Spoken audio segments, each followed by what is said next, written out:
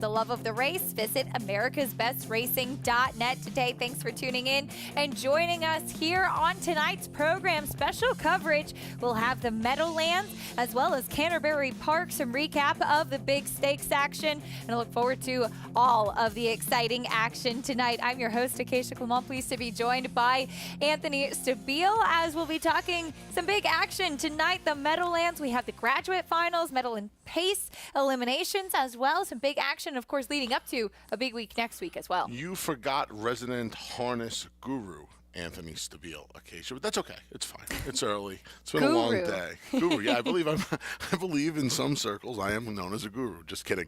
Always love the weekend and night hours for the A train as we bring you plenty of action up from Minnesota and the Big M right across the Hudson River. Should be a fun evening of racing. Hopefully we can make some money and continue what's been an unbelievable day of racing across the country. Yes, it really has, as we are in phase 2, or at least I guess I should say phase 3, really, of our America's Day at the Races show. But looking forward to all of the exciting action that we do have coming up a little bit later on today. Here's the Meadowlands stakes schedule, taking a look at the post times and some of the things that we'll get a chance to see. As mentioned, those Meadowlands pace races, the graduate series, Anthony, the finals for the 4-year-olds and the graduate series. Why is tonight so important? Yeah, a lot of great old, 4-year-old action, so older horse action. And of course, we'll be right back here next Saturday night on FS2 for live coverage of the Meadowlands pace from East Rutherford, New Jersey. And you see those 2 eliminations. 15 horses are going to contest the elims tonight. 8-horse field, 7-horse field. First 5 from each heat, not time. First 5 from each heat move on to the finals next week for the Meadowlands pace. And of course, one of the biggest nights in harness racing next Saturday. You can catch all the action right here. Yeah, we look forward to bringing you all of that too, but of course looking forward to all of the action tonight as well. The Meadowlands, it's been really fun getting a chance to follow that track and learn a little bit more about it as we have boots on the ground tonight as well. Jessica Otten and Gabe Pruitt with us at the Big M this evening. Guys, what can we look forward to coming up a little bit later on? Here at the Big M in East Rutherford, New Jersey. And we have plenty of great races on tap for you guys. Of course, we have those graduate finals, plus a couple of Meadowlands pace eliminations, and we'll dive into those a little later. But first, let's take a look at the graduate mare pace final. And you're going to see Michaela and Test of Faith versus each other again, where they paced home pretty strongly in that last leg, Gabe. Jess, unheard of is the word that I'll use there. Test of Faith came home that night 24-3, and she lost. That's unheard of in the sport of harness racing. It was a near miss there. We know Michaela's probably going to have that tactical edge of the lead again. The question is going to be, can Test of Faith gut her down? And Michaela's getting a new driver tonight in Brian Sears. And you go back to last week when Test of Faith was parked the entire mile from post 10. She gets post relief tonight as well. And we'll head over to the trotters. Rattle My Cage looks to make it 4 in a row. His rival, Quattro de Julio, draws post 10 again. Yeah, tough draw for Quattro de Julio way out wide there. That's not an easy starting slot. We know Rattle My Cage has been razor sharp. One of the sharpest horses in the sport right now. He likes the aggressive style. He's probably got the most aggressive driver in the sport of harness racing. Yannick Gingras on the bike. Look for them to blast early. It'll be a question if they can last. Every time I talk to Yannick pre or post race about Rattle My Cage, he says he's just so lovely to drive. He can leave the gate. He can be taken off of the gate. So I think that gives Yannick plenty of tactics leaving the gate as well. Now head over to the Pacers. We have Bulldog Hanover versus Rocky Road Hanover. Bulldog Hanover, of course, equaled the world record last week here in 146. Rocky Road Hanover will have second start Lasix tonight, 146-2 for that fella. When I talked to Tony last week, he said he bled a little 2 weeks ago when he paced home in 24-4. So it's interesting to see he come home, fast last week again. Yeah, I know you're going to catch up with trainer Tony Aldana, hopefully in the back paddock a little later, so we'll look forward to his comments here on Rocky Road Hanover. But as you said, Bulldog Hanover, he equaled the fastest time ever in harness racing right here last week, 146 for a mile. That's only been done twice previously in the entire sport. We caught up with driver Dexter Dunn here after a stakes win earlier today. He thinks the conditions may be ripe to go even faster tonight. He could become the fastest horse in the history of the sport. All right, that's a look at the graduate finals. Of course, we'll be back later to tee up those Meadowlands pace eliminations as well. Get Gabe's thoughts on the early pick 4. That's a $50,000 guaranteed pool, 50-cent base bet. We're so happy you guys are able to join us tonight. Let's send it back to Acacia. Jessica and Gabe, thank you so much. And just a little tease of some of the things that we have to look forward to. I'm especially excited in race 11 a little bit later on today to see Bulldog Hanover, who was just mentioned, equaled that world record, and some big names on the card tonight. Yeah, a lot of fun on this card tonight. I'm a little excited we get to cover some trotters tonight. Right? Yeah. That's just the vague term is we're going to go to the trotters tonight when you go into Meadowlands or Yonkers, the generic term. But yeah, we're going to actually get some real live trotters on the card tonight. Cannot wait for all of that coming up a little bit later on today at the Big M, as we'll get a chance to hear from Jessica and Gabe throughout the evening as well. Here's a look at what is coming up on today's program. Today's races, as always, presented by our friends at Claiborne Farm. You heard a little bit about the Pace, the Graduate Series that we'll be looking forward to today. Races 6 through 12 on our program, from the Meadowlands. Fast conditions there, and Canterbury Park in the spotlight as well. Races 5 through 9, fast main track, a good turf course there in Minnesota. As we get ready for tonight's show, I want to remind everybody you can join Naira Bets today and play all of the action on our program and a whole lot more while earning up to a $200 deposit match bonus. Sign up using promo code MATCH200 and you could earn up to a $200 deposit match right after your first deposit. Bet any track, anywhere, anytime. Get started at NairaBets.com and make sure you get ready to get your $200 deposit match bonus. We will kick off our live racing program tonight with the 5th race at Canterbury Park. We're going 7.5 furlongs, 2 turns on the turf. Again, a good turf course that we're dealing with. It's a $10,000 claiming race, and this is for 3-year-olds and upward. Here's a look at the field. We'll meet the whole field. Quickly going through the one, remember the main is on the bottom of your screen. Here's the 2 Gainer. Gainer's off the claim for David Van Winkle, who's winning at 21% of the meet, finished 3rd against beaten claimers last time out going the mile. So this actually cuts back a half a furlong. That was the first time on the turf in a while. Here's the 3 Holy Vow stretching back out. Yeah, from 5/8 to this 7.5. Keep in mind, folks, the 7.5 is around the 2 turns, like Acacia said, so don't disregard the turf sprint comments in some of your PPs. This is actually a route race. Here's the 4 Casanova, who we saw a little bit on our shows over at Oakland Park. First time call Broberg, 20% off. The claim is the Broberg Barn. This horse has a win going the distance on the grass. Stretching out, here's the 5 Jalotapek. 3rd start of his form cycle. 3rd start here in America, having raced mostly in Mexico. It's funny, just the 3rd start in the U.S. as an 8-year-old, too. Full horse, too. Yeah, here's the 6 River Rose. Second off of the February layoff. Source showed speed on the dirt last time. Preferred surface is the grass, where he is 4 for 14. Ran a good second on the turf at Golden Gate earlier. Here is the number 9 we go to next. Papa Rizzo towards the outside is your favorite. Yeah, your 2-1 favorites going out for a barn that is winless coming into the night at the meet. 3rd start off of a March break, so just gone about 10 weeks. Showed some speed in his last 2. We'll probably try to take him flag fall to that's all. 9 to 5. That's a crazy short price, Acacia. Like seeing rider Ezekiel Lara giving his mount some pats on the track, gelding by Scat Daddy, who does have that speed, which is always dangerous. Hasn't seen the winner's circle since May of last year. Here at Canterbury is your favorite to the outside. Does seem to be the controlling speed. I guess the wild card question is, what does River Rose do getting back on the turf? This horse just seems to be quicker. Can you trust him at a short price, though? Jalotapek as well, who's coming out of 5/8 races, 5.5, 5/8. We don't know what kind of speed this horse is going to show stretching up. But how about this pedigree into mischief out of a Speightstown mare? Well, it's funny. This one was bred by St. George Stables, well known as the owner of Latruska. Yeah. Champion mare, and of course, really, really active owners over in Mexico. I don't know the story with this one and how he got to where he is. I would imagine he started out with them and running in their colors, and they have some big pedigrees. Yeah. You could bet with Naira Bets and get more. Everyone who bets with Naira Bets today gets 10 times reward points on all wagers at Canterbury Park and Horseshoe Indianapolis. Everyone gets the bonus points. No opt-in is required. Earn more this weekend with your Naira Bets account. Start betting at NairaBets.com. Taking a look at your current favorite on the track, going over this good turf course at Canterbury Park. If you are maybe a little suspicious of the favorite, Anthony, where are some other options that you may be more inclined to look at in this race? I went to the 4 and the 6. Casanova first off the Broberg claim. Thought this horse had a little bit of a tough trip last time out. Did not get away cleanly from the gate. Kind of had a race wide the last 3/8 of a mile or so. Just had a rough trip.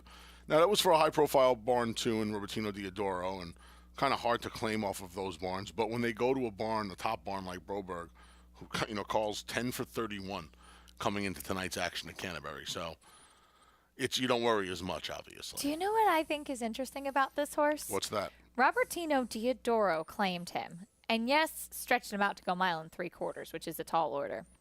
He was 29-1 off the claim from Robertino Diodoro.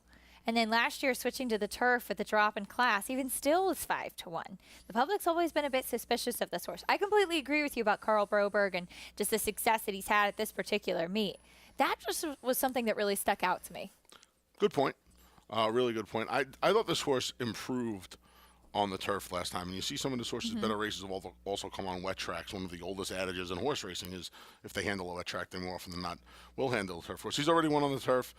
He's actually run the second biggest figure of his life on the grass. So I thought he was interesting. And the number 6, River Rose, I would like to see River Rose leave for position and then maybe let the favorite Papa Rizzo clear off.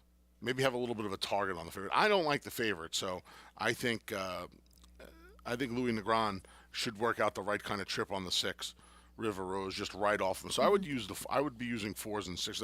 I made a pick 5 because this is what we do. We're handicapping races. We're betting races. So I saw him. He was on Lyra Bets punching away before we came on the show. Yes, those points, by the way, for Canterbury and Horseshoe Indy tomorrow as well, as we wrap up Belmont Park. But yeah, I used the 4 and the 6 in here. I didn't understand this horse, the 9, Papa Rizzo as the favorite, so I used the 2nd and 3rd choice. I'm not trying to be brave. I'm just trying to move the chains here. You have 3-1 and 4-1 versus your 2-1 favorite. Your favorite to the outside, Papa Rizzo, with that speed, looking for the first win since May of 2021. Going into the gate for the 5th race at Canterbury Park, our first on this program, 2 turns on the turf course. We send it up to track announcer Paul Allen with the call. Race 5 at Canterbury. Hilo Tepec in, River Rose in. Papa Rizzo 2.5 to 1. Cashinova now favored 2 to 1.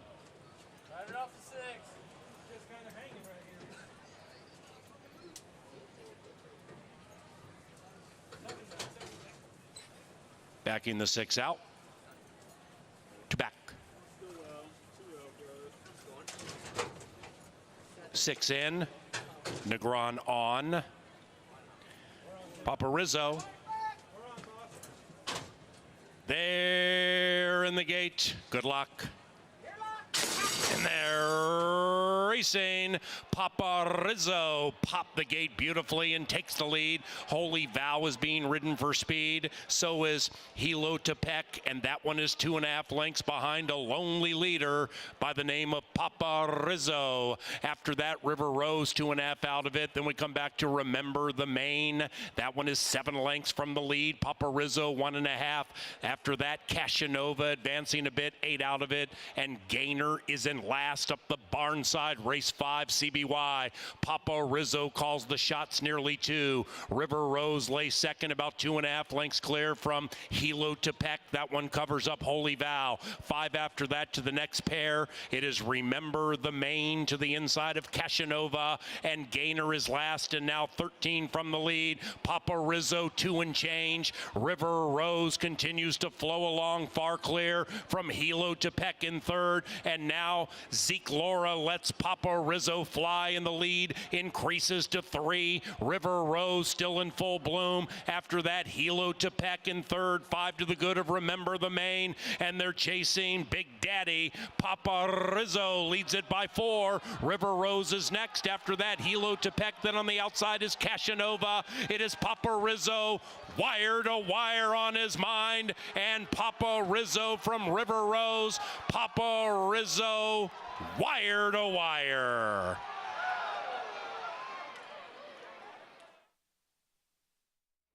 Papa Rizzo, your favorite, takes them every step of the way. He took a lot of money, Anthony, on the board, and he certainly ran to those short odds. As my partner in crime in talking horses, Andy Sterling likes to say, they knew, because this horse, I don't know how this horse was favored. He was 5-1 on the morning line. There were 2 or 3 horses lower on the line. Got right to the top and made every pole a winning one. Zeke Lara did a good job using this horse's speed tonight. Most guys would have tried to walk the proverbial dog. He opened 3 from the start and just improved his call at every margin. His margin at every call, I should say. Papa Rizzo, son of Scat Daddy, gets back to the winner's circle. Whoever they are, they're sharp. As we see a little fist bump after the wire there for jockey Zeke Lara, for trainer Joe Roberts. The number 6, River Rose, was in second. Just couldn't make a dent there. That's a cool close-up shot. You don't see that Short often, sleeves? by the way. The short sleeves, I know. right? That's what I used to pull at assembly in like 4th grade when I held the flag and walked down in PS 207. I had the short sleeve collared shirt with the clip-on tie on. We'll meet the field for the 6th at the Meadowlands. Now it is Meadowlands Pace 3-year-old open here. Meadowlands Pace elimination, starting with the one I Did It My Way. Nice win last week. Not an elimination, obviously, and a little bit of a class relief last week from the North America Cup.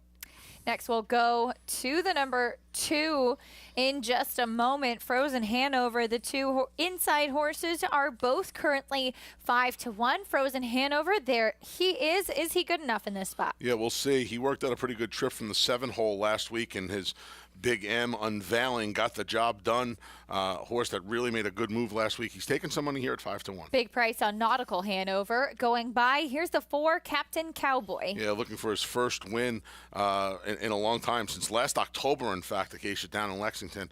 He's 11-1. Beach Glass is next. Currently your even money favorite. Yeah, and deservedly so. He's been as consistent as can be. Has hit the board on all but 1 of his 8 career starts. Number 6, Early Action, up next. The White Knight. Brian Sears is going to climb behind this son of Huntsville, gelded son of Huntsville, who was coming off a qualifier a couple of weeks ago. Here is the 7, Mad Max Hanover, 11-1 on this one. No chance trip from the 10-hole last time out. Gets a little post relief in slot 7. Barnes 0 for the meet. And turning things around, coming off of a couple nice victories, here's Greatest Ending. In fact, he's won, including his qualifiers, 5 in a row. Trainer Ian Moore certainly has seemed to turn this son of some beach somewhere around. He might be the horse you want to take a look at in here at that price, 5-1. I think, yeah, a little bit of value towards the outside. Intriguing prospect.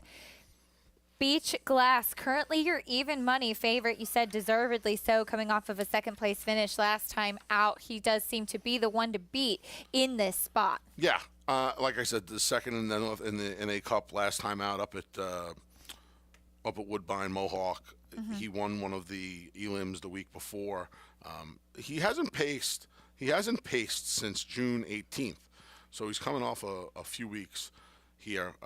Some of these horses, a lot of these horses actually, are coming off some time. He is number 6, Early Action, who has the qualifier. He hasn't raced since the Stallion Sire Stakes race for the New York Breds back on June 19th. The bottom 2 horses have missed a week. That's not as common in harness as it is in thoroughbreds. Thoroughbreds, obviously, we race once a month sometimes, maybe even less frequently. Horses, the harness horses, especially the lower level ones, not horses like this, will race every week. You see them run a lot more frequently. That's just typical. So having last run since June 18th, bit of a question for your favorite as you take a quick pause, about to welcome in our viewers on Fox Sports.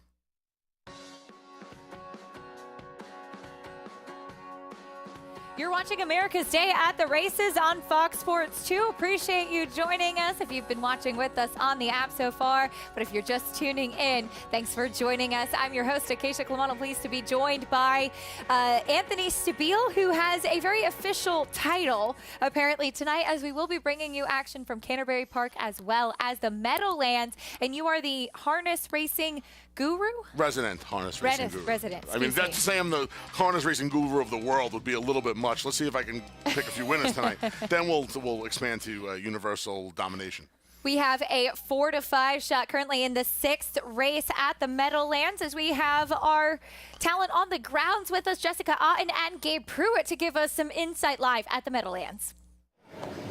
Thanks so much, Acacia. You just mentioned the favorite on the board right now, Beach Glass. That is your favorite, the 5. Of course, connections that we know here familiar. Brett McGrath was here with Sun Beach somewhere just a few years back, it feels like. He's on the board of the favorite now. He is second coming out of that elimination, and he seems to be pretty handy with plenty of early speed. You know, he is, Jess, but I'm a little shocked at even money. I just thought this was a pretty deep group. I didn't really think anyone merited that type of consideration here. That's an awfully short price to take on him. You know, driver Yannick Gingras, he's going to be aggressive. He's known for those tactics, and he is definitely going to be blasting out of the gate. But even money's awfully short. The 2 Frozen Hanover, a couple connections we saw win the Hambo a couple years back, Luke Blay and Bob McClure. This one was a pretty handle strong last week off the gate. Sat the pocket, was able to move. You're getting good price on him. You get a key inside post. Bob McClure was scoring him down pretty good just a couple minutes ago. Yeah, I think he is going to leave the gate, and he had a start over the track. He had a nice acclimating start over the track here last week. You know, he beat up on a little cheaper group in Condition Company. It's step up to the major leagues now. That's like winning in single day, and you're stepping up to Yankee Stadium here tonight. The 8 greatest ending for the connections that won the pace last year, Dr. Ian Moore, Mark McDonald. I know you love this horse a lot. I do love him, Jess, and actually one of the most controversial Meadowlands paces of all time last year. We had a disqualification. He hit the line second. He was ultimately put up when they deemed the winner there, Charlie May, had caused interference. So regardless of how they drew it up, that combo did get it done. And I love Greatest Ending. He's undefeated this season. He's 3 for 3.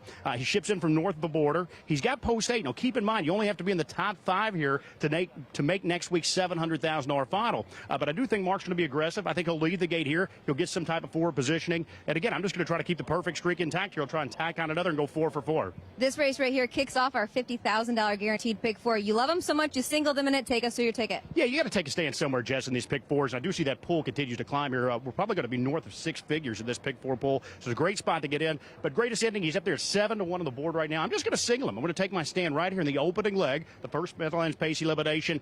7th race, I had literally almost no opinion. A wide open crapshoot. I do think the favorite in there is vulnerable. 1-800. He's on a class tip. He just hasn't been himself this year. He was one of the most expensive yearlings in harness racing history, sold for $800,000. But I'm going to take a crack there and spread out. 2, 3, 4, 5, 6, 8 in leg 2 of the pick 4.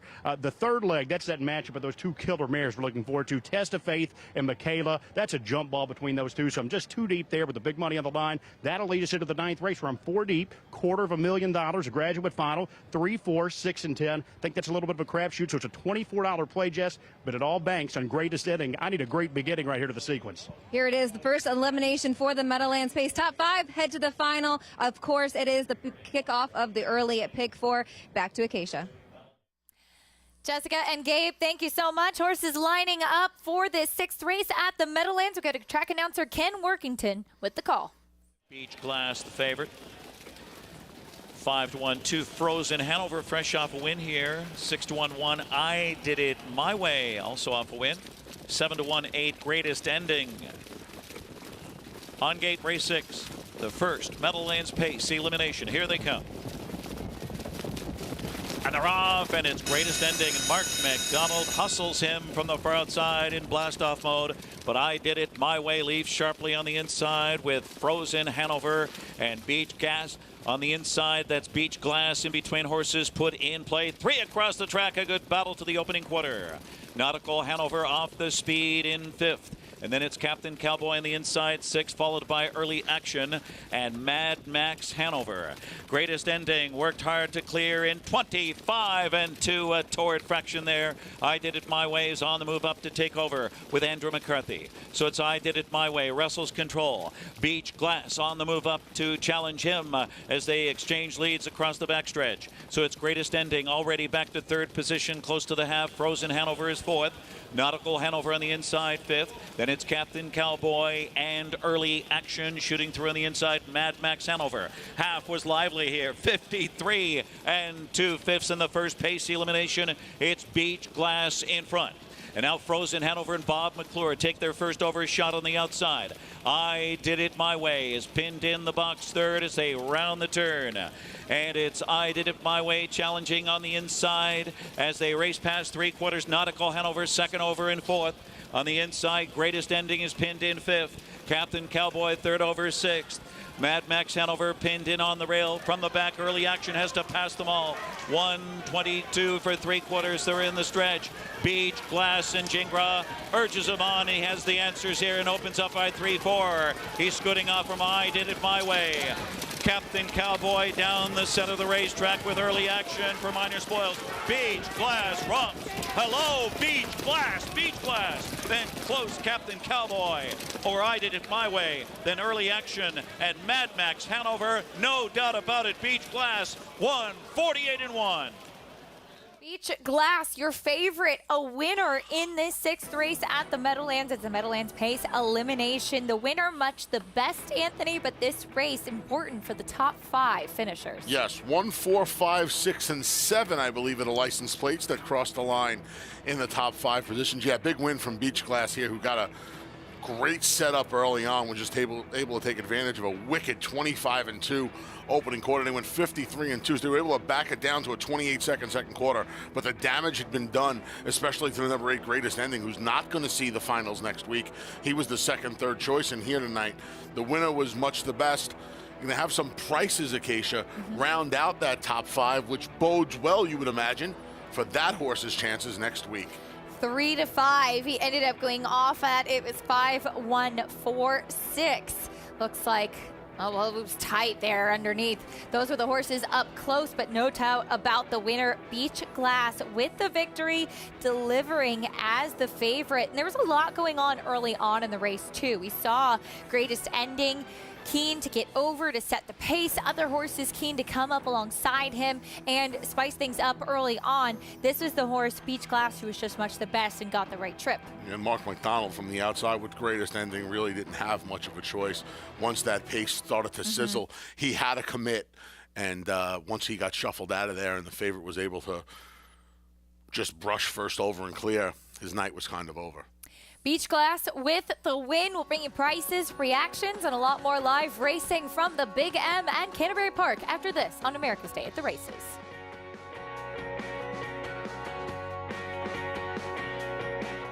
Grade 1 winner and track record setter Lee. Like their sire, his runners have excelled on both dirt and turf, including these standout performers.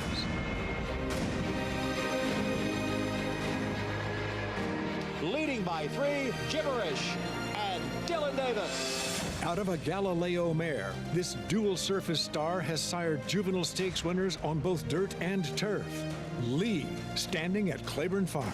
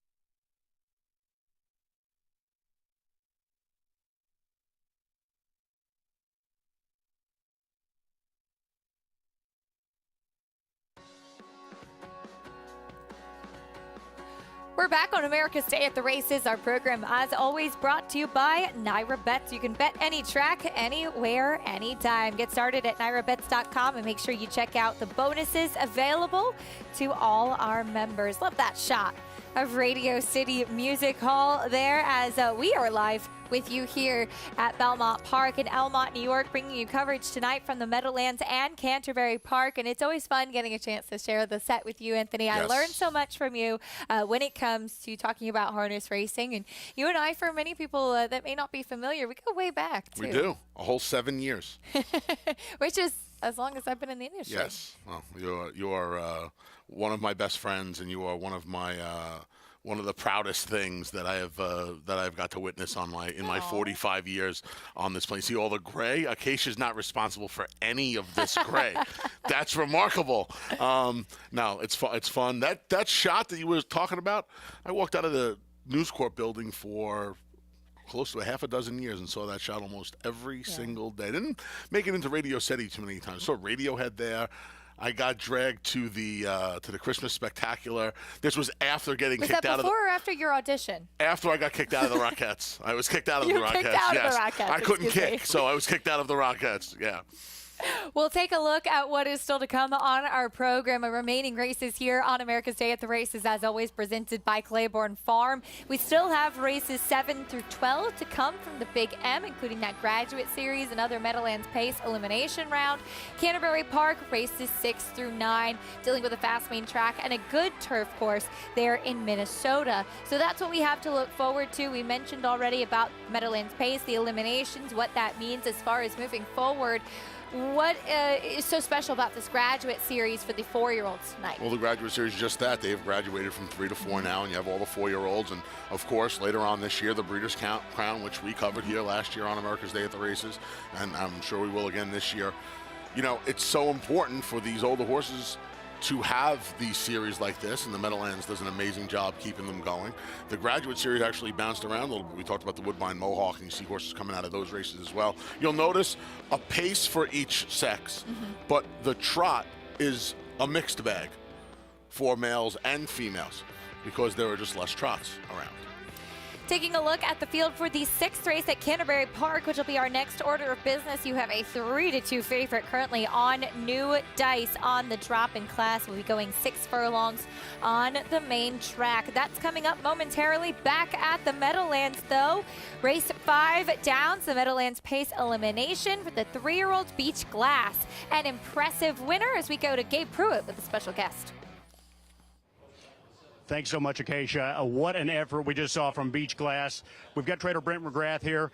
Brent, he had been off nearly a month. He's lightly racing the season, only 3 starts. Did you know he was sitting in this type of explosive effort here tonight? I thought he was. I mean, you never know. It's a horse, and it's a horse race. And, you know, he felt like he was, and we trained him good. And Paul said Paul went the good work with him, and he said he's just getting stronger, smarter, faster every week. And, you know, he was prepped for this, and, yeah, he stepped up. You know, I'd have liked to head him a little tighter for the North American Cup, but it didn't work out. We run into a few little issues, and you just have to wait. And what was going through your mind? Take us through the race here. 25-2, 53 and change. Those are wicked fractions. What was going through your mind? I was maybe a little bit scared, but he looked to be floating on air pretty good, and I wasn't expecting to kick home in 26-1. And you know, he should be a better horse next week too. I mean, he needs the work, he needs the experience, and you know, he was spectacular tonight. Very happy, and Yannick was very happy with him. And Brent, of course, you trained the horse of a lifetime, Some Beach Somewhere, one of the greatest horses of all time, the sport of harness racing. What does it mean here, the late, great Some Beach Somewhere, to have a colt at his final crop that is as special as Beach Glass? Yeah, it's unbelievable. I mean, for us, the owner group, and my wife, Rhonda, and family, Josh, and his wife, I mean, we're into it, you know, heavy, love the horse and love the horses, and it's just unbelievable that we could have a horse like him by Some Beach Somewhere. I mean, it's incredible. How lucky can I get? And you had him as Some Beach Somewhere here as the favorite in the Meadowlands Pace. Looks like you're going to have the favorite once again next week. Yeah, I hope we get a little different result. Actually, I'm not complaining. We were second. He raced his heart out that night. His only career loss. Let's hope Beach Glass could avenge it for Some Beach Somewhere here next week. Back to you guys in the studio. Gabe, thank you so much. Love hearing the emotion coming from trainer Brent McGrath, who did train Some Beach Somewhere, the stallion who sires at Beach Glass. And you can just hear how meaningful these horses are to the connections, what they give us, the incredible journeys that they take us on. Yeah, absolutely. You can tell, like he said, Some Beach Somewhere did not have the best result in the Meadowlands Pace, but we'll see if his baby boy, Beach Glass, can avenge his defeat. $3.40 winner. We'll bring you more live racing action in a moment. We'll also recap what happened in the stakes action from Belmont Park earlier today. We'll talk about the Belmont Oaks and Derby and some exciting graded stakes action that's still to come. We'll talk more about it after this.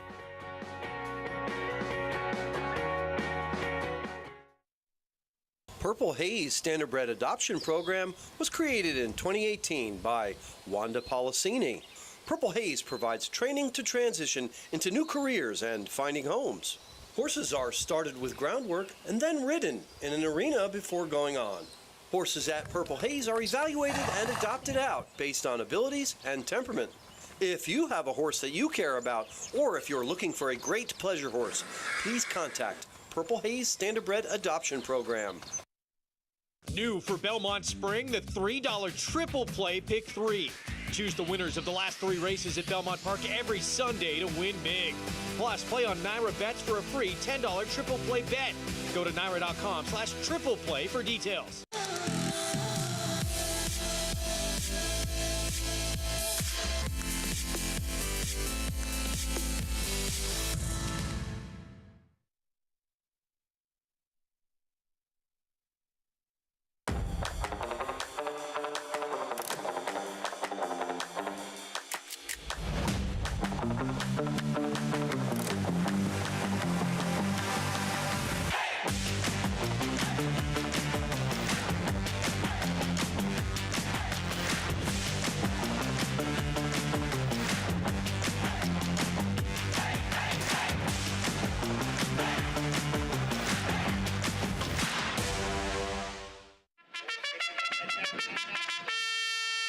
The Jersey Shore's biggest race is the TVG.com Haskell Stakes, Saturday, July 23rd. Join us at Monmouth Park or watch and wager nationwide as the country's top 3-year-olds battle it out in the race where champions prove their greatness. Play our $400,000 guaranteed pick 4, $200,000 guaranteed pick 5.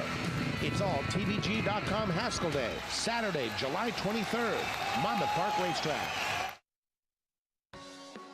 Welcome back to America's Day at the Races, brought to you by Claiborne Farm.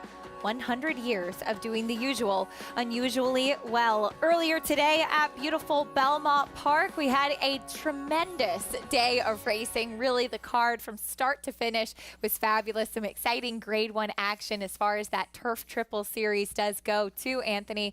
And the Belmont Oaks in particular featured a really special story that we may not have been completely aware of going into it. McCulloch, who was a horse that ended up getting the big win for trainer Chad Brown, a daughter of Frankel, doing so on Bobby Frankel's birthday today. Yeah, of course, Chad's mentor in the training game, Bobby Frankel. You see McCulloch, one of 2 in here for Klarovich Stables, and Brad Ortiz Jr. decides to leave the inside. It's not something he likes to do this early in a race, but he gets McCulloch out in the clear, and she's going to kick home. She looked like a filly Acacia coming in.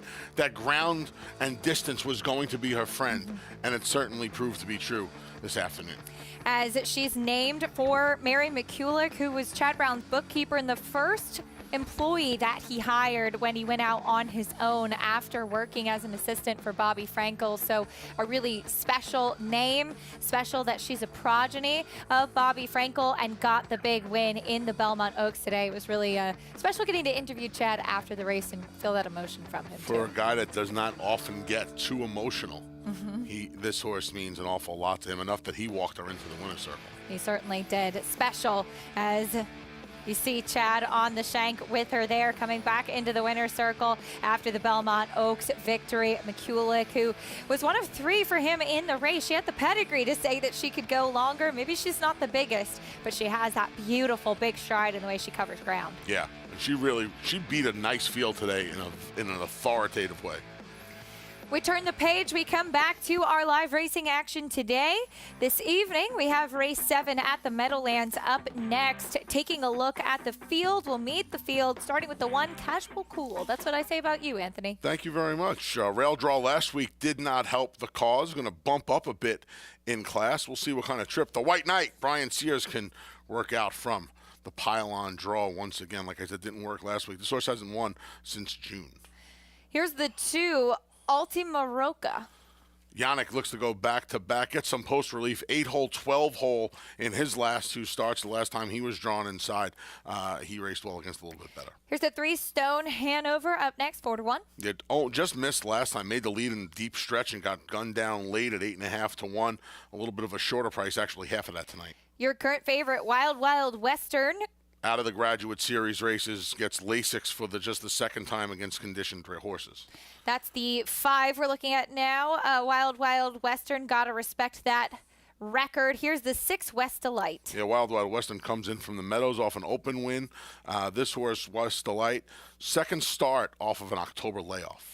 Vendetta N at the 7, a big price. Another one shipping in from Ocean Down, and Harrington got the job done last time against Lesser. We'll see what happens on the big oval tonight. Here's the 8, Billy Clyde. Taking some money, 7-2, got the job done from 9 winners to 10-5 last time. Almost doubles up in class tonight, but that was a big effort from the 9 hole last time. And a big price to the outside, Sonny Weaver N. Yeah, Sonny Weaver tried this company last time from a little bit of a better draw. Couldn't make up much ground late. Looks up against it from the 9 hole tonight. And apologies, I skipped in the post parade 1-800, who is 5-2. Wild Wild Western, bit of a bigger price. There's a look at 1-800 as we will go over to the Meadowlands, check in with Jessica Otten. Jess, what do you make of this 7th race?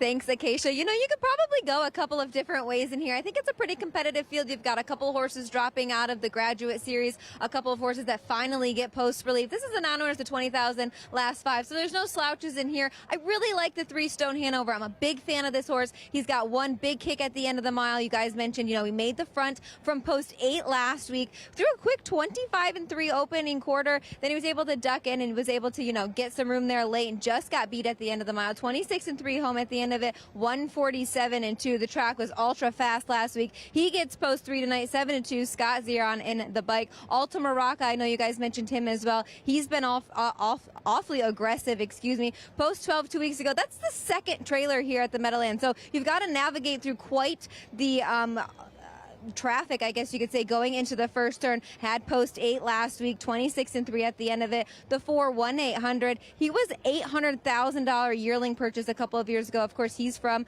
the great Sun Beach somewhere. He's dropping down in class, and gets a nice post to work with as well. I know they're high in expectations for this fella. This is the 4th start Lasix. Hopefully Dexter can work out some sort of trip in here. And I'm going to throw the 5 Wild Wild Western as well. Quite the price right now at 5-1. He shipping in from the Meadows, but he's raced at Pocono and Harris Philly as well. Ultra sharp. He's 7 for 11 on the season, and he gets a nice post to work with in the middle pack post. He's just a classy fella as well. So you could go a couple of different ways in here. If you want to search for some value, there's plenty to be found.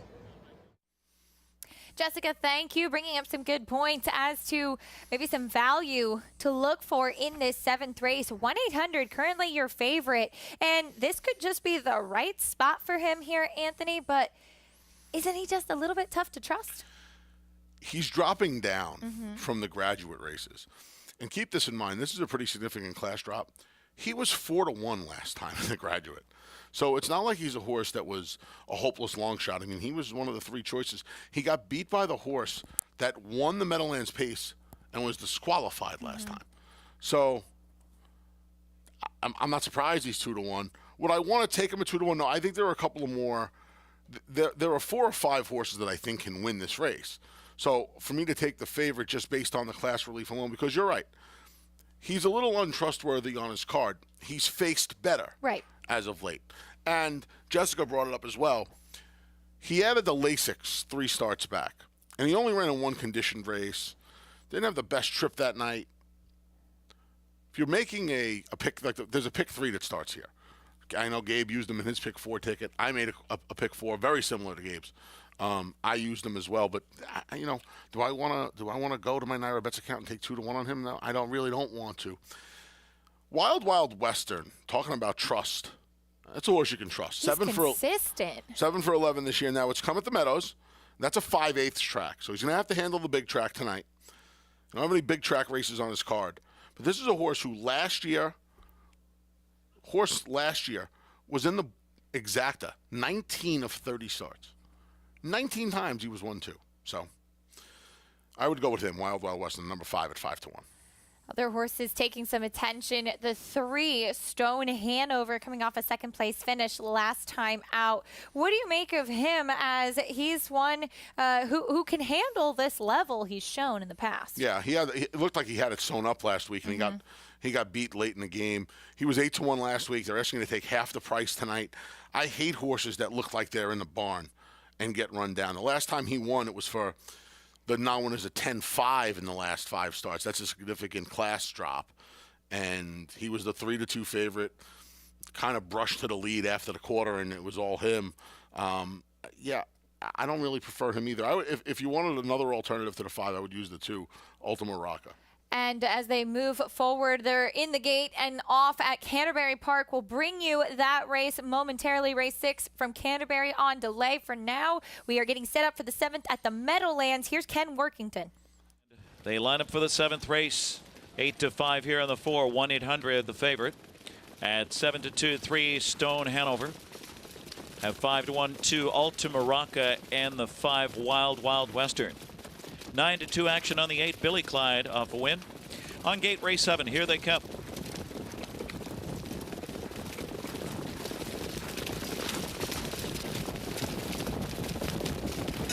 They're off. Ultima Rocca shoots out from the inside. Casual Cool gets away well from the rail with Stone Hanover 3rd into the first turn. That's Wild Western going up to challenge from 4th, now 3rd and gaining. It's Billy Clyde getting underway 5th very quickly. He goes up there. Then it's 1-800 past the opening quarter, followed by Westalight on the inside and Vendetta. Early trailer is Sonny Weaver. First quarter hot 26-2 as Billy Clyde repeat-minded tonight. Mark McDonald plants him up front. Billy Clyde paves the way now. Wild Western 2nd. Ultima Rocca is 3rd. And Casual Cool is 4th. Stone Hanover 5th on the cones and right on the helmet. 1-800 6th as they get close to the half. Vendetta gets underway from the back from Sonny Weaver. The saving ground is Westalight. They start to pair up at the half. Billy Clyde there at 7-2, 54-4. It's Billy Clyde. Perfect 2-hole ride for Wild Western. Ultima Rocca on the inside 3rd. Stay around the turn 3/8 to go. Stone Hanover first over. So live tow for 1-800 on the outside. Casual Cool, no racing room. And Stone Hanover stalled on the turn and squeezing out with Ultima Rocca with a full head of steam. At 3/4, it's Billy Clyde. Ultima Rocca threatens on the outside. Wild Western needs to shake loose after a perfect trip. 122-2 in the stretch drive. It's Billy Clyde. And here is Ultima Rocca on the outside with dead aim. He pours it on. Wild Western on the inside, completely blocked. Billy Clyde digging in and fending off Ultima Rocca. Billy Clyde wins again. Then Ultima Rocca, Casual Cool, Wild Western, 148-4. Billy Clyde game to make it 2 victories in a row and hold on in the 7th at the Meadowlands. Deja vu all over again. Tonight, though, he was able to go gate to wire here behind, in front of Mark McDonald, I should say, who gave him a flawless drive. I did not love the drive on Wild Western. I think that might have been a function of coming from the 5/8 to the big oval. But this horse, Billy Clyde, back-to-back giant miles for this son of Always Be Mickey. 148-4. Let's keep in mind the first limb for the Meadowlands pace. The 3-year-olds went 4/5 of a second faster. Wow. Just to show you how well Beach Class paced tonight. Impressive win, that's for sure. It looked like Ultima Rocca had an opportunity to go by, but this horse, Billy Clyde, so game. And as we were watching the race, you said, what an effort from this horse to make it 2 in a row. He's one that's really taken a step in the right direction. Yeah, I think that's a great way to put it. He was the one, he dropped out of the graduate 2 starts back as well. He found that class relief to his liking. Back-to-back weeks, 5-1, a little over 5-1 last week. I did not see a final price on him tonight, but I know he was not favored. Meanwhile, here's a look at the field and final odds for the 6th race at Canterbury Park. 6 furlongs on the main track, a maiden claiming race for $10,000. This is for 3-year-olds and upward. Moments ago, here's what happened. We'll go to track announcer Paul Allen. Here come the maidens. Race 6, Canterbury Park. And they're racing. New Dice rolls out of the gate nicely, and so does Diablo Cuerno. Then on the outside, Time to Skip Town shows speed, and Cold Town Road splits them. Nacho West good to go on the outside, and Nacho West with Harry have taken the lead, running away by 2. After that, about 5-6 back to Master Red, advancing to the outside of Time to Skip Town. Then we come to Bon Dieu, 8 lengths from the front, but moving in. Diablo Cuerno is next, then it's Silly Billy, and the one in last is Vlock. 11 lengths covers them off the far turn. Nacho West continues to be spicy. Master Red is jumping that one at 45-1. Cold Town Road behind them, then it's Bon Dieu. After that, New Dice wide and about 7 out of it, and as they approach the top of the stretch, Nacho West to the inside of Master Red. Master Red has taken the lead at 45-1. Inside Nacho West, Cold Town Road plugging away. Likewise for New Dice, Diablo Cuerno, and Bon Dieu into the final football field. Nacho S, Cold Town Road, and Master Red. Nacho S got the money, fending all of the challenges. Nacho S, second-time starter, the gelding by Fast Anna, getting on the main track and a big drop in class with the win. However, Anthony, there is an objection. The second-place finisher, the number 10, Master Red, who was a big price, that first-time starter, on the winner, and it's something that happened at the beginning of the race. I loved your reaction. They're looking at the start. If, believe it or not, you can get fouled at the start of a race. I know we've been programmed not to. I think the 9, Time to Skip Town, was the bigger culprit here. He kind of broke out under Alonso Quinones. I know the winner, Nacho West, came in just a little bit under Harry Hernandez, but I think the culprit was the 9, Time to Skip Town, who, after being forward early, dropped all the way back. He came flying down the center of the track. He almost got second money from Master Red. Now, if he would have beat Master Red, I think you would have seen him come down. Right. I don't think they can really hold Nacho S accountable here. Because, I mean, if they're looking at that, I mean, really? Unless there's contact. The 9 comes over as well. Yeah, I thought it was Who finished third, by the way. I thought it was more Time to Skip Town. I'd love to see a pan. They haven't shown a pan, so I would imagine they don't have a pan from at the gate that close. Except what you see at the start. You're not going to get a good view from the clubhouse camera angle. You would almost need a different camera angle. We set up our crack team, shows the outside when it's foggy, especially when we have dozens of camera angles. It was a fantastic setup. There's no change, by the way, here. Yeah, you see, he looks like he's clear. He looked like he was clear. Right here, and I do see that the number 10, Master Red, the first-time starter, did have to take back a bit. But this is a horse that also didn't break very well either. So he kind of put himself in a position to get uncomfortable early on, as there is no change in the order of finish. It's as is. Nacho S will get his picture taken. It was 11-10-9, the official order of finish. In the 6th race, $8 winner. Master Red was a huge price underneath that first-time starter who ran well, as you mentioned, one to watch moving forward. Harry Hernandez aboard the winner. All the outside numbers here. Big trifecta, almost $400 for 50 cents with an $8 horse on top. Nice prices there. You see Zeke Lara getting in the action so far. He had a win tonight earlier in race 5. Now he gets second on a first-time starter at almost 50-1. Maybe keep an eye on him the rest of the way. Some nice prices over at Canterbury. It was an upset at the Meadowlands as well, as we'll go back over to race number 7, Billy Clyde. In really good form right now, a horse that has taken a big step forward, makes it 2 wins in a row. Yeah, you see Mark McDonald. He was a mainstay on the Woodbine circuit for a while. He's now been down here for quite a bit. He gets the job done for Ray Schnitker and the Connections. Ray also owns this son of Always Be Mickey, 9 even. The number 2, Ultima Rocca, with a big run to finish second and at a big price. Casual Cool, 8-2-1 in the 7th at the Meadowlands. We have a lot more live racing to bring you. Stay with us on America's Day at the Races.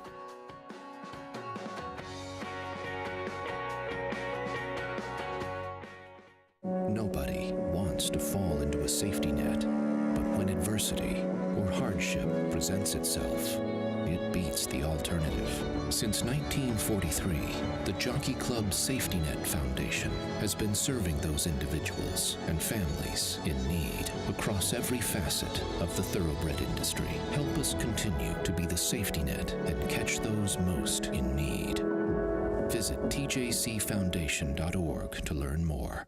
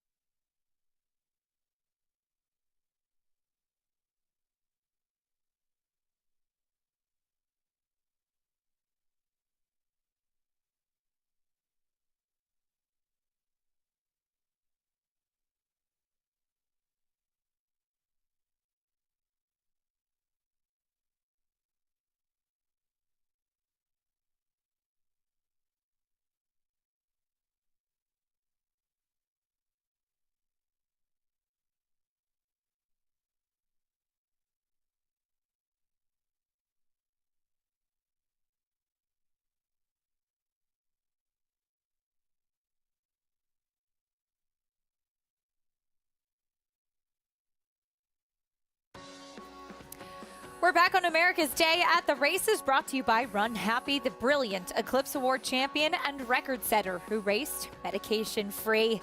Now that's a sight for sore eyes. See you Thursday. That's exciting as we get ready for opening day at Saratoga. We're in our final week here at Belmont Park as we take a look at what happened in the Caesars Sportsbook Belmont Derby. American connections taking both of the turf triple races that we had today, and Classic Causeway. What a way to make his first start on the grass. Well, I'll tell you what, we're right on the border of Queens and Nassau County. I don't know if you call the NYPD or the Nassau Police. Julian Leperoux pulled the robbery on the front end, little A. Just kept on going. Everybody was waiting for Classic Causeway, including myself. When's he going to come back? When's he going to come back? And you had 5 talented horses, all with a shot that you thought could just come and swallow him up in the stretch. That was a talented accordion behind him. Yes, it was. He sang the right tune and just kept on going. A lot of people, I didn't know what he was doing in here. No idea why he was entered in this race. Ken McPeak knew. And he got 550,000 reasons to prove why he was in the Belmont Derby now. 55%, yes, 550,000. He ended up wiring the field impressively. He's by Giants Causeway in the second generation. There actually is turf pedigree. And it's funny, I had actually written down when he ran in the Florida Derby, kind of looks like a turf horse. Maggie said the same thing today, Maggie Wolfendale, and you wondered, was this going to be just too tough a spot for him to try it out? Not the case. A lot of people thought he was going to be the proverbial thorn in the side of Emmanuel. Emmanuel won our Pennine Ridge, the traditional prep for the Belmont Derby, and everybody thought, well, Emmanuel can't see the lead now because Classic Causeway is faster than him. Emmanuel scratches, and it leaves Classic Causeway alone on the front end, and huge upset. A day that saw a lot of all of the stakes races save the Suburban. Kind of won in a little bit, at least. Sure. Upset fashion. No other favorites won. There was some terrific action today here at beautiful Belmont Park as this Belmont Oaks and Derby, the first leg of that Turf Triple Series. We look forward to seeing which of these horses will continue on to the Saratoga Derby and Oaks August 6th and 7th. Of course, in the fall, after Saratoga, we'll have the Jockey Club Derby and Oaks as well. But what a way to start the series, which has really grown so much. It really has. And the other thing I think worth noting here is Americans hold turf. Yeah. Hold the turf on both, proverbially and literally and figuratively. Hold the turf and big efforts. McCulloch's win was a good one as well. A special story indeed, as we are 5 days away from opening day. Up at the Spa, Saratoga Racecourse, you see fans from years past looking for their picnic tables, getting set up in the backyard, in the stands, wherever they may be sitting. We cannot wait to see all of you up at Saratoga as well. Our old radio perch was right over there, little A. Yep. Come a long way, baby. That's what the old cigarette. There was an old cigarette campaign. But yeah, love this. Cannot wait. You know, obviously 2 years ago, no fans at all. Last year, it still seemed like there was some apprehension. I feel like it's going to be guns blazing out the start this year. Looking forward to the running of the Bulls opening morning. I'm hosting breakfast at Saratoga again, Wednesdays through Saturdays. So yeah, come on out. Here's a look at the opening week stakes schedule. In fact, the overnights are out for Thursday and Friday. I see past performances up for Thursday as well, so you can get started, get those handicapping hats on. Of course, we can't wait for all of this action. One of the best things always to look forward to at Saratoga is all of the stakes action each and every day. And as always, opening Saturday, we'll have the Grade 1 Diana, our first Grade 1 of the meet. And Chad Brown has a big chance going into that race. The undefeated Bleecker Street, undefeated in 7 career starts. All she does is win as she comes out of this victory in the New York, going a further distance, and is pointing to the Diana. She's been remarkable. Monmouth, Meadowlands, Tampa Bay Downs, Churchill Downs, and here she is at beautiful Belmont Park, storming home to get the job done. She was kind of lost in the Peter Brandt, Chad Brown shuffle. There were 4 of them. There were 4 of them, Acacia. Yes, there were. And you see her coming home, a pumped up Irad Ortiz Jr. You're going to see it right there. He could not wait to celebrate. And she's just been remarkable. Yeah. You know, it's funny. She only cost $400,000, and she's one of those that kind of got lost in the shuffle early on, and Chad was just kind of letting her find her way. That way has been to the winner's circle 7 consecutive times from 7 starts. So rare to see this happen to a filly like her who kind of started out, I think even Connections, not really sure what she was made of, what she was going to do on the track, and to see how she's progressed and to be undefeated at this stage of the game as well, and not just in some soft spots. That was in an incredibly tough and competitive race, including some of her own stablemates who were much more seasoned and accomplished than her. She was, I mean, I would guess she was the 3rd string from the barn alone, right? She proved that she is the A-lister now. Well, of course, we'll have some other big horses from Chad Brown to look forward to this summer, too, as he'll look to get, of course, his first Travers win. He could potentially have 3 leading into that starting gate. 5 days away from the start of Saratoga, minutes away from more action from the Meadowlands after this.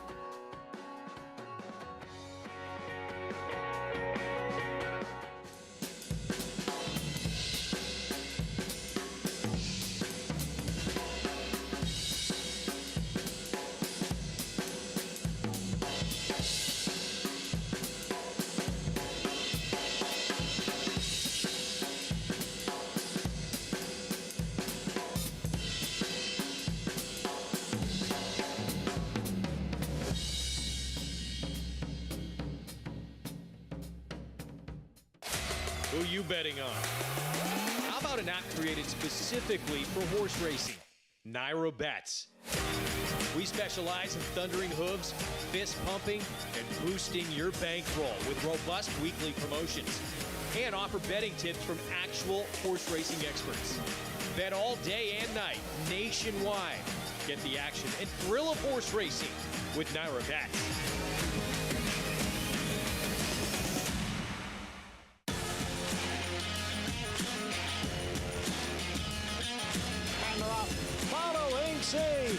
Pouring it on here in the stretch. Impressive to win the Grade 2 Vosburg. Following C.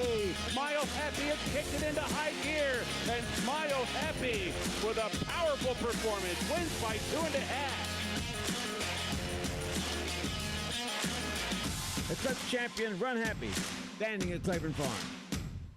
Racetrack Television Network brings you every race, from every track, on every screen, every day.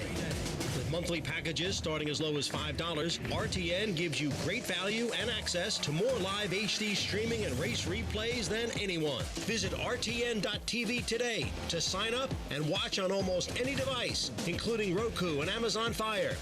RTN has packages that start at $5 per month.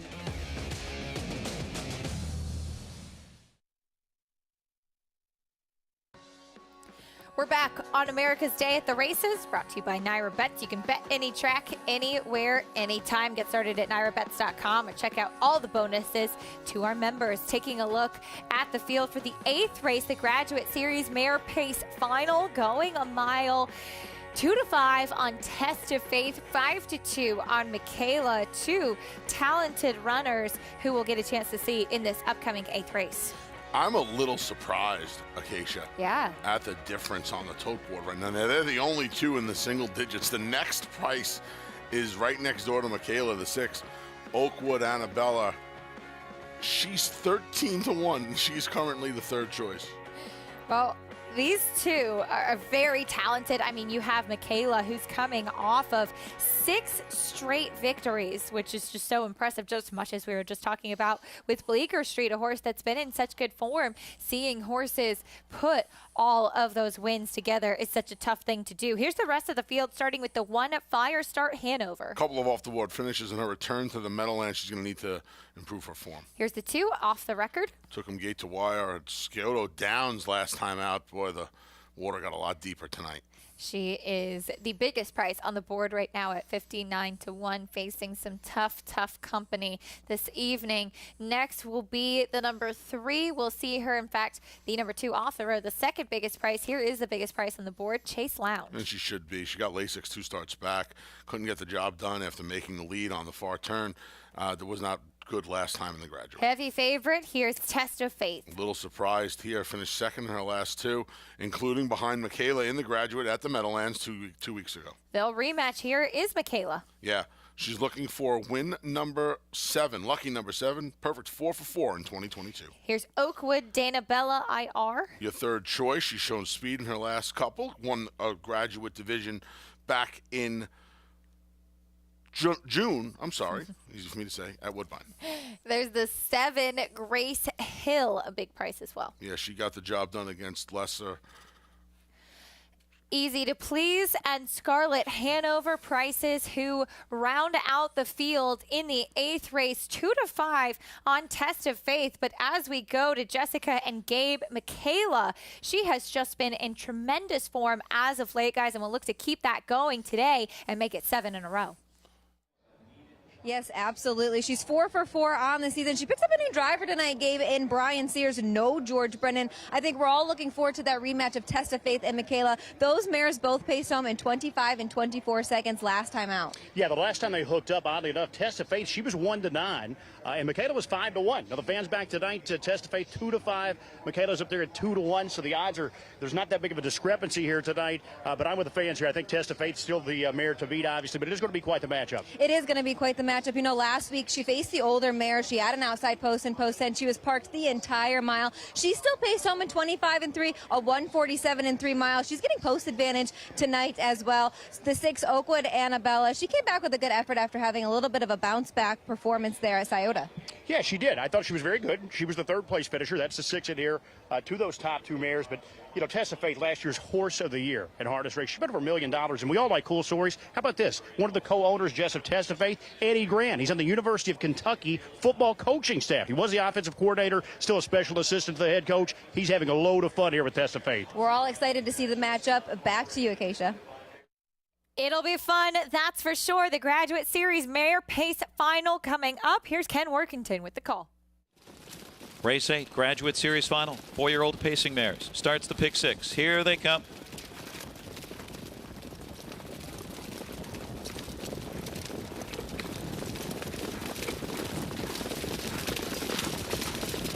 They're off. Oakwood and Bella shoots out with Michaela and Test of Faith. And on the rail, Fire Start. Hanover fires hard for Dexter Dunn. Off the record, gets away in the top 5 around the first turn. Chase Lounge is 6th on the inside. Then it's Grace Hill. At the rear, we have Easy to Please and Scarlet. Hanover, the 2 wide at the quarter. Fire Start. Hanover setting the tone, squeezing out there. Test of Faith. Test of Faith goes for the lead. Michaela's going to follow her 3rd on the outside, 27-4. So it's off the record, 4th on the inside. Oakwood and Bella 5th on the outside. Following her to the outside is Easy to Please. A shuffle for Chase Lounge. And then it's Grace Hill on the inside and Scarlet. Hanover trailing. Test of Faith getting pressure now from Michaela on the outside. The 2 favorites hook up here. Stride for stride in a tussle past the half. And Michaela is trying to wrestle control. Test of Faith on the inside. Fighting her off 55-3 onto the far turn they battle. And it's Test of Faith on the inside. Fighting on. Michaela on the outside. Sticks a half length in front. Good tussle around the far turn. Fire Start Hanover on the inside 3rd. Oakwood Annabella 4th on the outside. Easy to Please is 5th. Off the record on the inside 6th. Late move from Grace Hill on the outside 7th. Then Chase Lounge and Scarlet Hanover over by 3/4, still going at it. Michaela on the outside. And Test of Faith battles back on the inside. Answers and quickens. 1:22 for 3/4 into the stretch drive of the graduate final. Test of Faith gave the cold shoulder to Michaela, and she's drawing clear. On the inside, Fire Start Hanover in that battle for 2nd, but it's Test of Faith asserting herself tonight. She's wrapped up. Test of Faith in 1:48-1 over Fire Start Hanover, Michaela and Grace Hill. Test of Faith, the public got it right. This mare gets back to the winner's circle today, and not only does she beat Michaela, Anthony, but she did so pretty easily.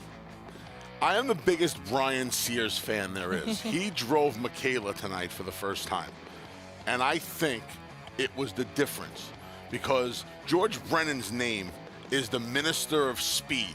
That's his nickname. And Michaela was never able to see the lead tonight, and in fact was on the chase of Test of Faith the entire way. Great job by David Miller, never letting Michaela clear. If he lets Michaela clear, his night is probably over. I know that sounds ridiculous with a 5.5 length, 6 length victory, but if he let Michaela get in front of him at any point, his night was probably over. Just being able, like Ken said, to give it a cold shoulder and repel her the entire time on that turn.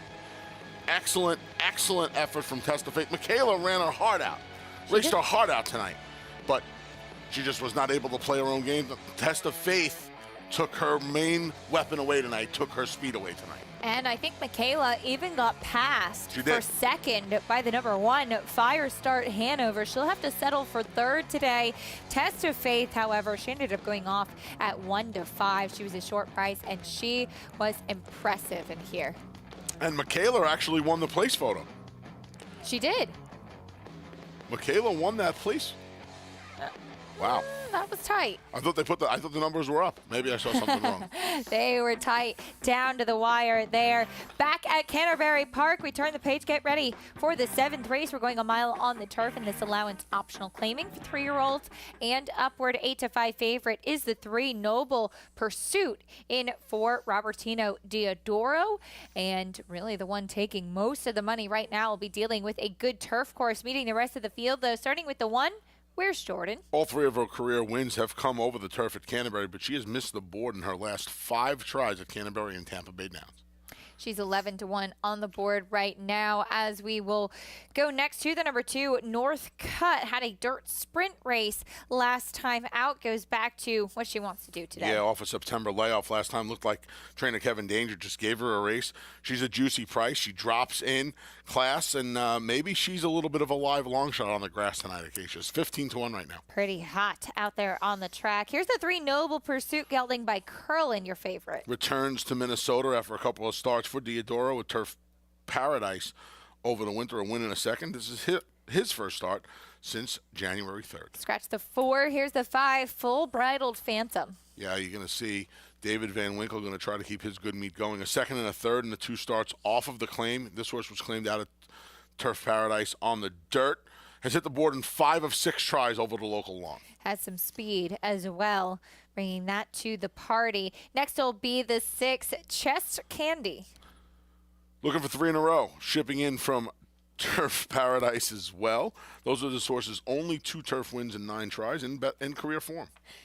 Had a big buyer speed figure, 2 starts back as well. Perfect Dude tries the turf for the first time. There's pedigree on the bottom side. Yeah, and Son of Majestic Perfection, he shouldn't mind the lawn, and he's got plenty of speed. We'll see if the Van Belvoir trainee can get him to the lead. Dan was a 2-time turf winner. Here's the 8, Treasure Run. Another horse with some speed in here.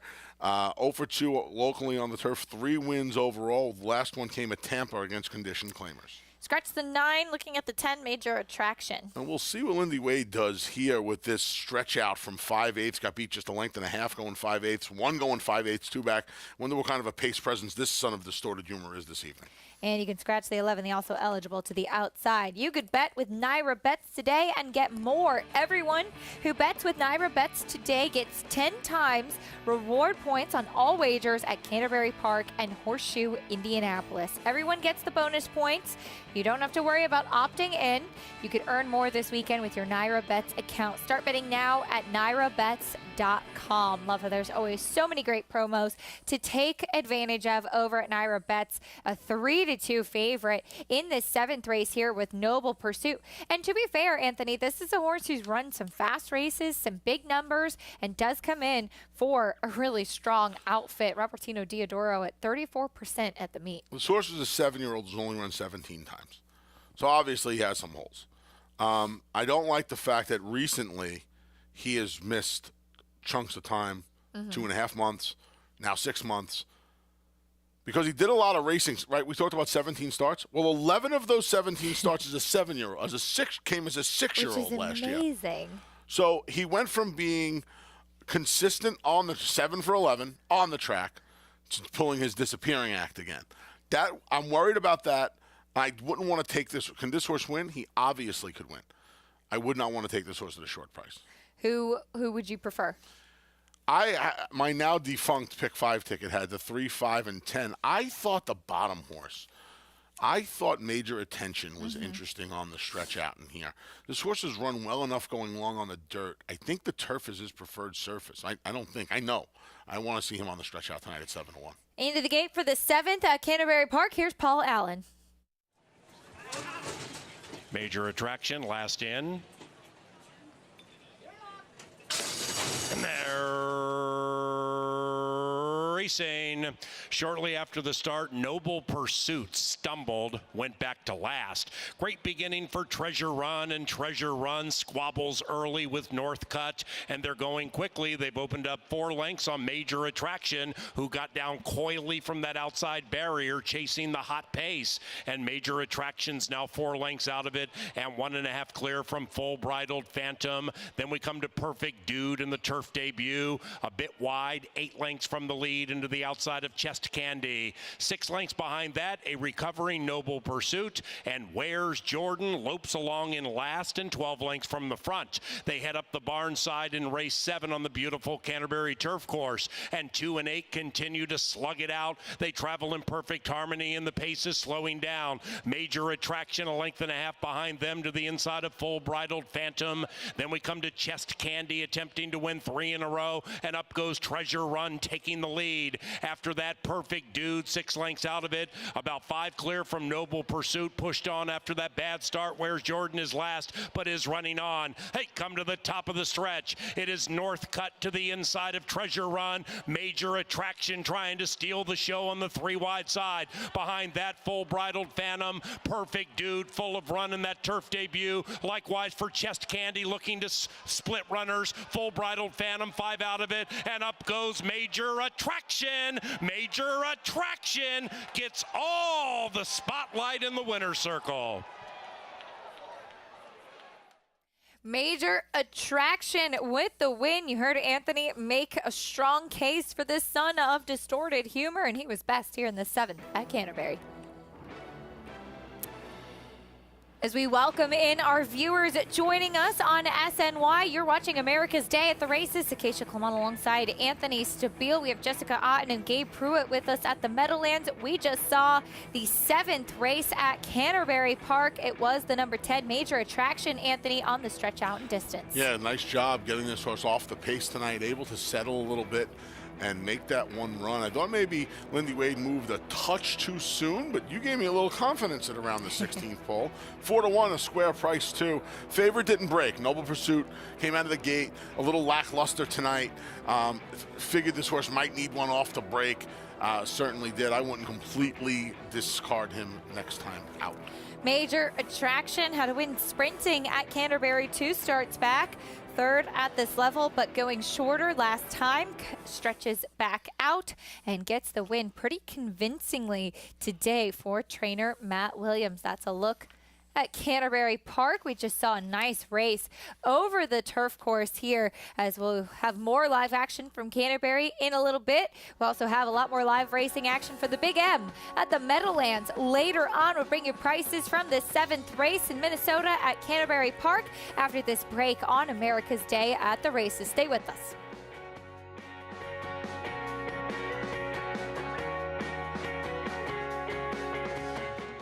Need help in finalizing your picks for the next race? Check out the Track Master selections provided by Equibase on every U.S. thoroughbred and harness track on Naira Bets. Use these selections to get quick expert advice from professionals in the business. Check out the thumbs up graphic next to the pick in the wager pad and scroll down for more details on the horse. Track Master selections available on Naira Bets and the Naira Bets app.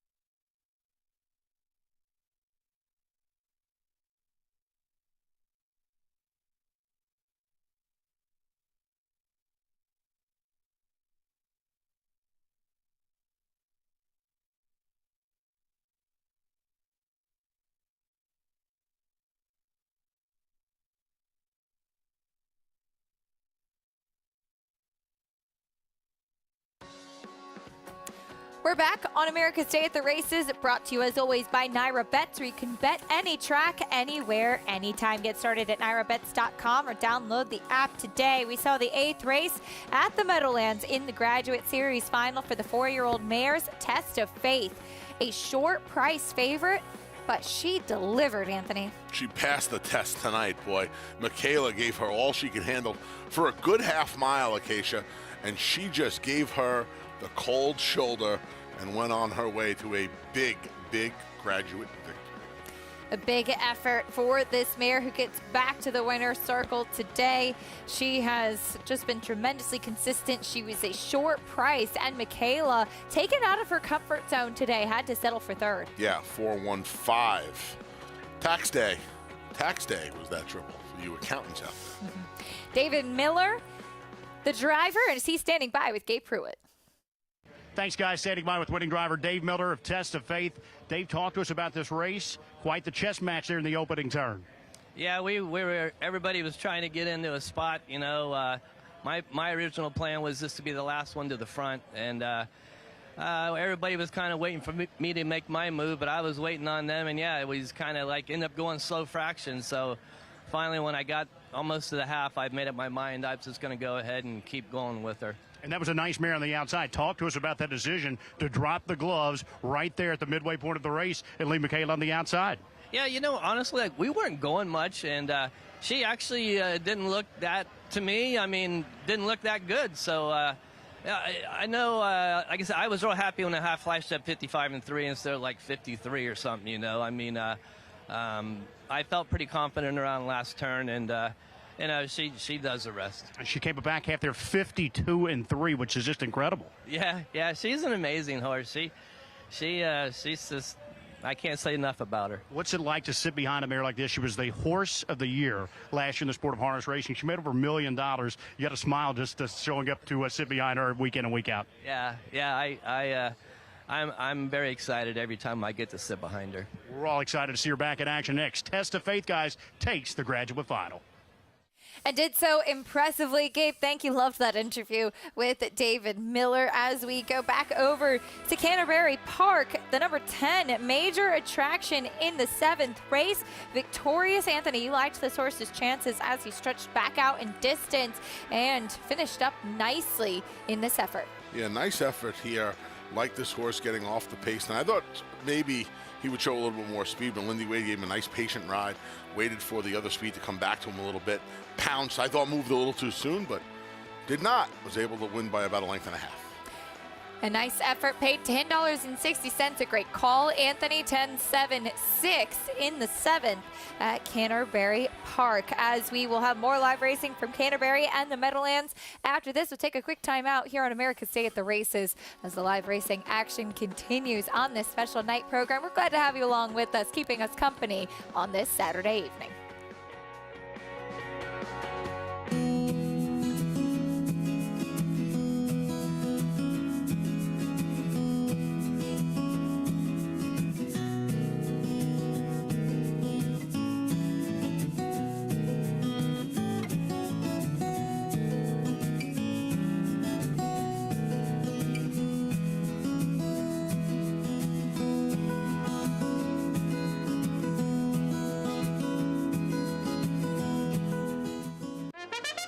Now more than ever, it's time to get with the program because New York breds start with an advantage.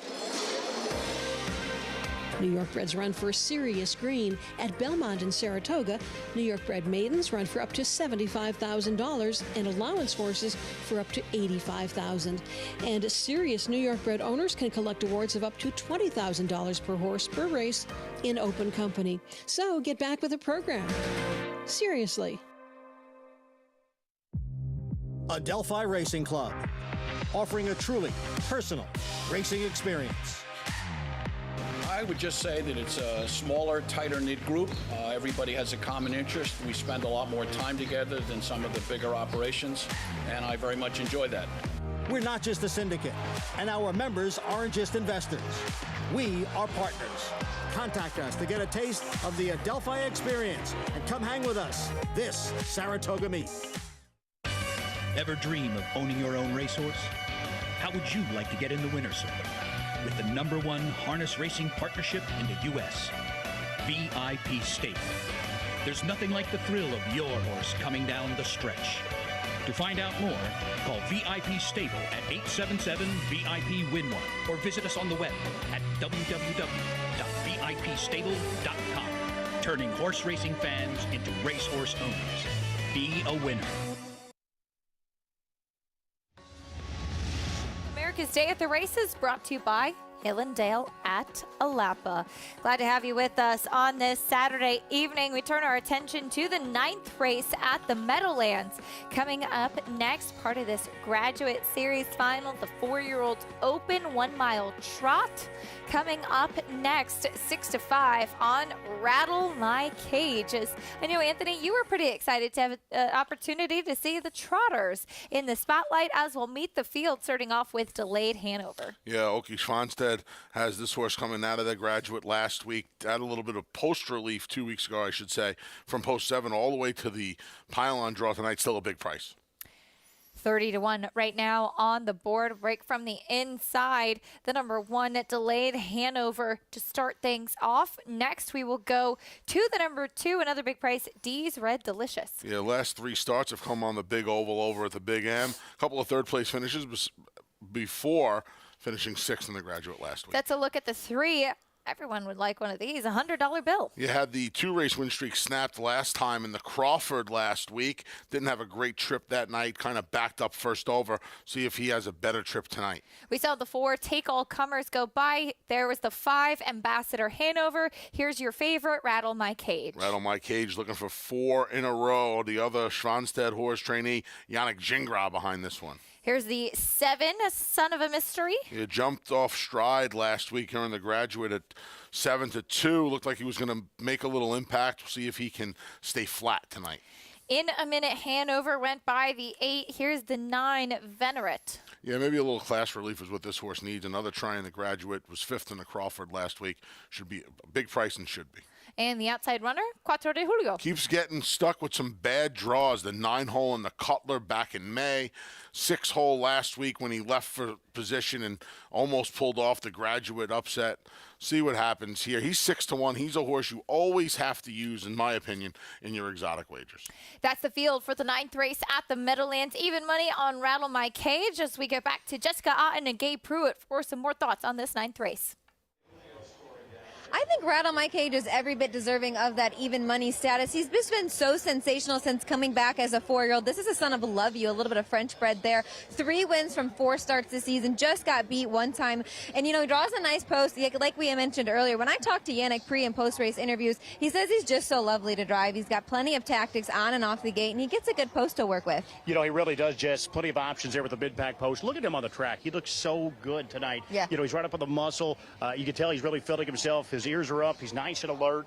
I don't think Rattle My Cage could be heading into this race with $250,000 in the line any fresher than he is here tonight. He's riding that win streak, and I think he'll be out there forwardly placed. You know, Yannick can talk about how versatile he is, but we know Yannick likes to get out near that lead. I think Rattle My Cage, I think he'll end up calling the shots here.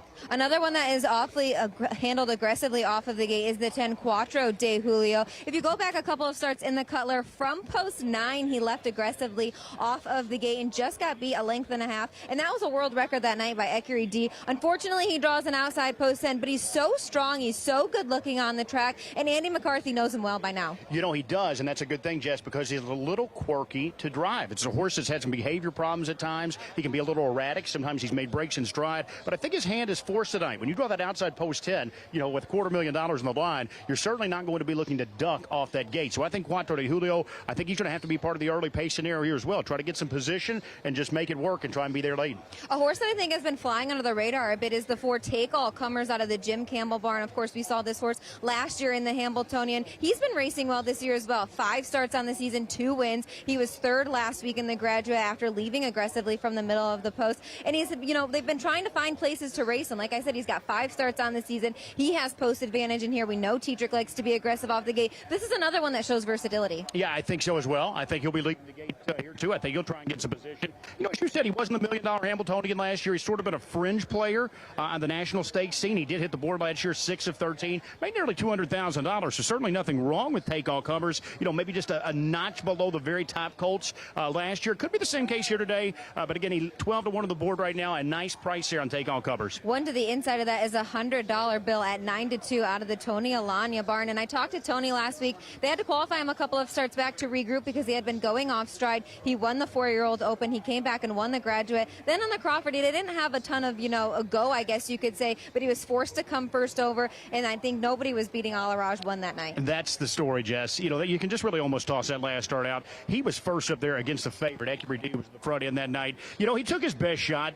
Big money on the line there. Ultimately, it just didn't work out. Tonight, he's back in against only 4-year-olds. So no aged horses in here that a $100 bill has to face. He had won 2 races prior to that last one. You know, I think this is a horse, if you're looking for a little value up there on the board, we get Todd McCarthy, the bank here for trader Tony Alagna, 9-2. That's That's a very good price in my mind on a $100 bill. I think he's certainly capable. If we see the favorite Rattle My Cage, maybe not at his best. Speaking of prices, the 7 Son of a Mystery, we saw him go 3 for 3 earlier in the season in the New Jersey Maturity, did win the Graduate in the first leg. They opted not to take him up to Woodbine Mohawk Park and race him in a couple of overnights here. You see those gaps in between races, like I had mentioned, hard to find races if you didn't want to travel up to Canada. I don't like that I see him going off stride there last start, but 2 starts back, he was going to need that start. I think he's got to regroup in here, but I think he's got plenty of talent and ability. Talent has never been the problem with the 7 Son of a Mystery, Jess. The train's just gone off the tracks a little bit. Last week he did make that break in stride. Quite honestly, he was sort of gapping before he made the break in stride. He was just not, he did not have his fastball working, I think is maybe the best way to put it on Son of a Mystery. When he does, he's certainly capable.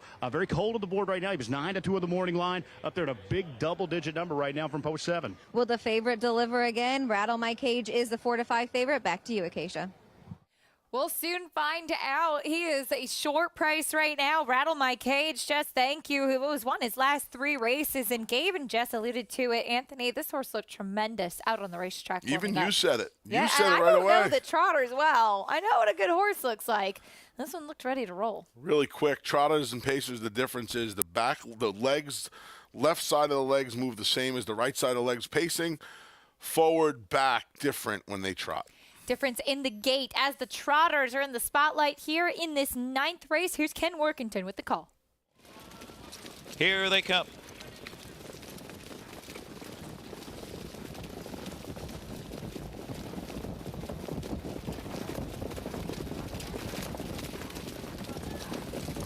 And they're off and trotting in a minute. Hanover tried to blast off, but there goes Take All Comers. Take All Comers. Put in play. D's Red Delicious delayed Hanover on the inside. Rattle My Cage, a 3 wide. Sweep on the outside is coming on. $100 bill back to 5th now. So it's Ambassador Hanover 6 to the opening quarter, followed by Son of a Mystery on the outside. Then in a minute, Hanover and Venerate and Quattro de Ulio is last. So the favorite Rattle My Cage takes the lead and rattles off at 27-3. Rattle My Cage and Yannick Gingras in control across the backstretch. Take All Comers, pockets up now. Delayed Hanover gaps in 3rd. D's Red Delicious trots in 4th. $100 bill 5th on the inside as they continue towards the half. Ambassador Hanover takes a peek to the outside. On the inside, saving ground. Ambassador Hanover stayed in, so Son of a Mystery goes up there on the outside with Venerate near the rear of the field. He's stride for stride within a minute. Hanover Quattro de Ulio still trailing. The half was rated 56 2/5. So Rattle My Cage continues in full control here, has the tactical advantage on Take All Comers 2nd. Delayed Hanover 3rd on the inside. D's Red Delicious to the outside 4th. $100 bill needs to get going from 5th, and there he goes. Ambassador Hanover is pinned in, stride for stride, with Son of a Mystery on the outside. Then in a minute, Hanover and Venerate and Quattro de Ulio, and they trot for home. It's Rattle My Cage, the target looking to scoot off. 124 and 1 soft pace here. So it's Rattle My Cage looking to outsprint them in front by 2.5. It is Take All Comers full out in 2nd. Delayed Hanover on the inside, and then Ambassador on the outside. $100 bill 4th. It is Rattle My Cage all the way. Never broke a sweat. 3-5. Rattle My Cage romps over Take All Comers. Then Ambassador Hanover and Delayed Hanover 151. As the favorite, Rattle My Cage. His cage was not rattled today. Just so comfortable out there. Strutting his stuff on the front end, Anthony. 27-3 Acacia to the opening quarter. This thing was history. The Horseman's bookkeeper started putting the money in the account at the half-mile pole. 56-4. Final time 151. Now pacers go considerably faster than trotters, but a 3-second difference from the pacer limb to this. I mean, the proverbial robbery on the front end. Yannick. Another big win on the Meadowlands Pacey Limb Graduate card. See why he's one of the best, really one of the best to ever do it. I remember when he started out here at Yonkers Raceway, plying his trade at the half-mile oval. and you knew he was a special kind of talent. He's one of the best I've ever seen do it. He's a fantastic driver. Able to nurse them along on the front end. Rattle My Cage. Impressive in this 9th race at the Meadowlands. It looked like the 4 take-all-comers might have gotten second, but the horse who was in good form coming off 3 straight wins makes it 4 in a row and did so pretty easily in this effort. We'll bring you prices, reactions, and a whole lot more after this on America's Day at the Races.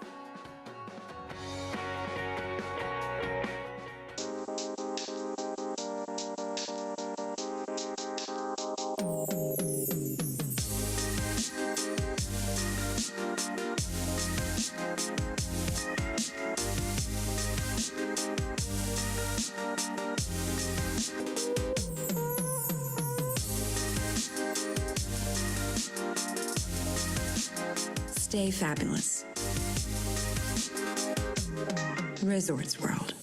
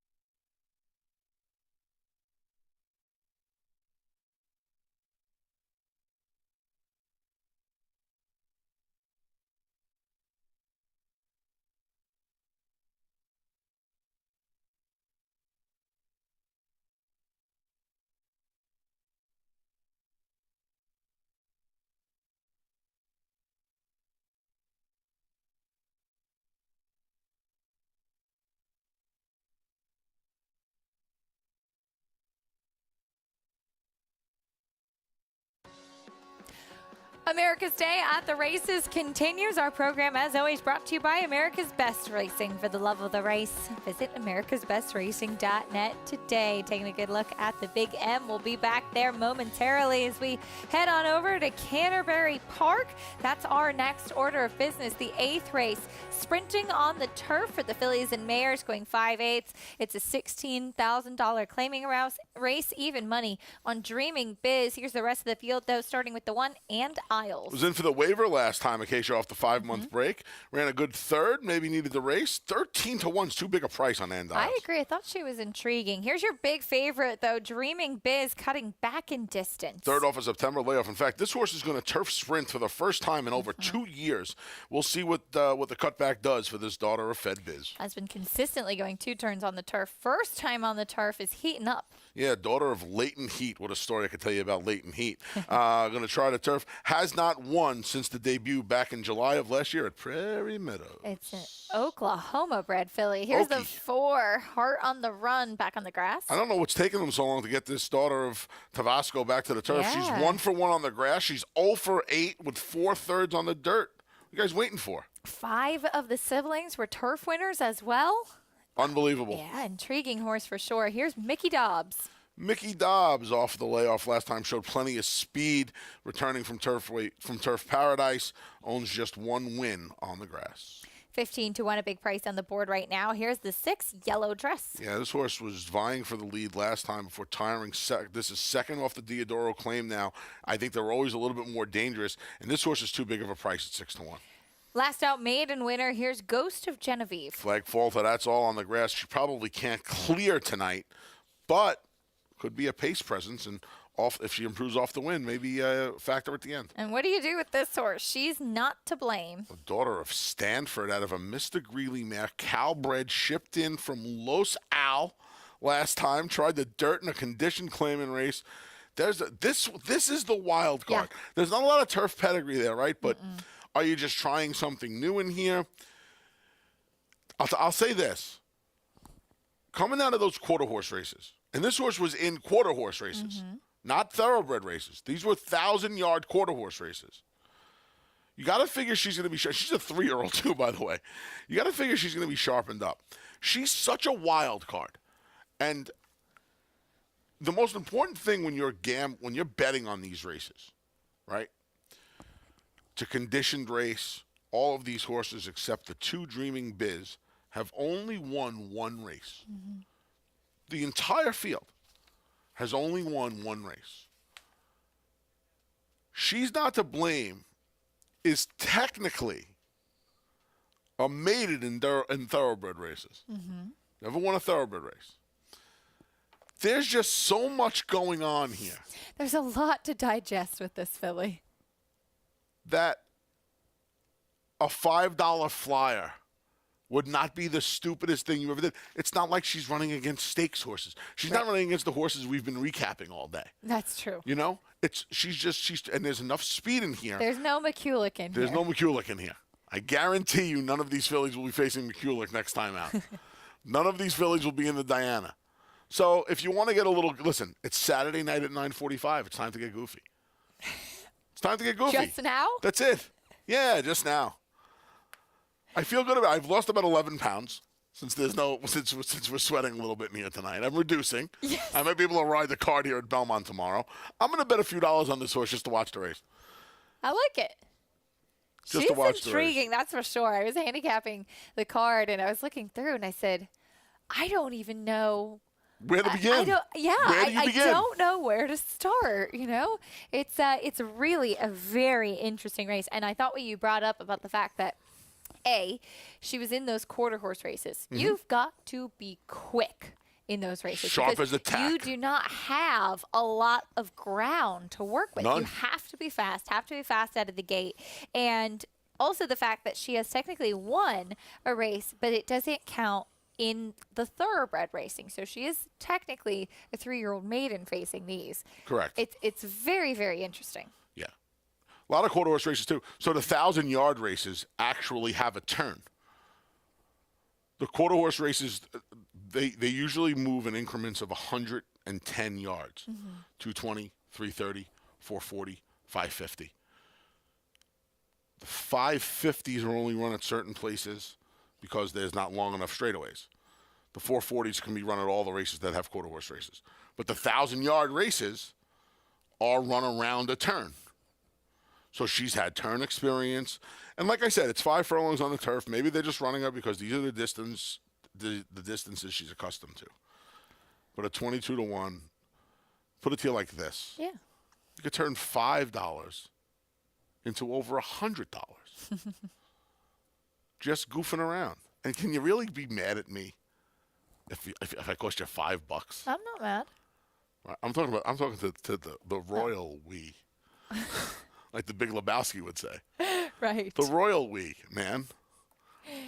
The 4 Heart on the Run is intriguing as well. As you mentioned, 1 for 1 on the turf, sprinting on the grass at Canterbury. That's when she broke her maiden. And immediately she goes right back to a dirt sprint against the boys where she finishes 3rd.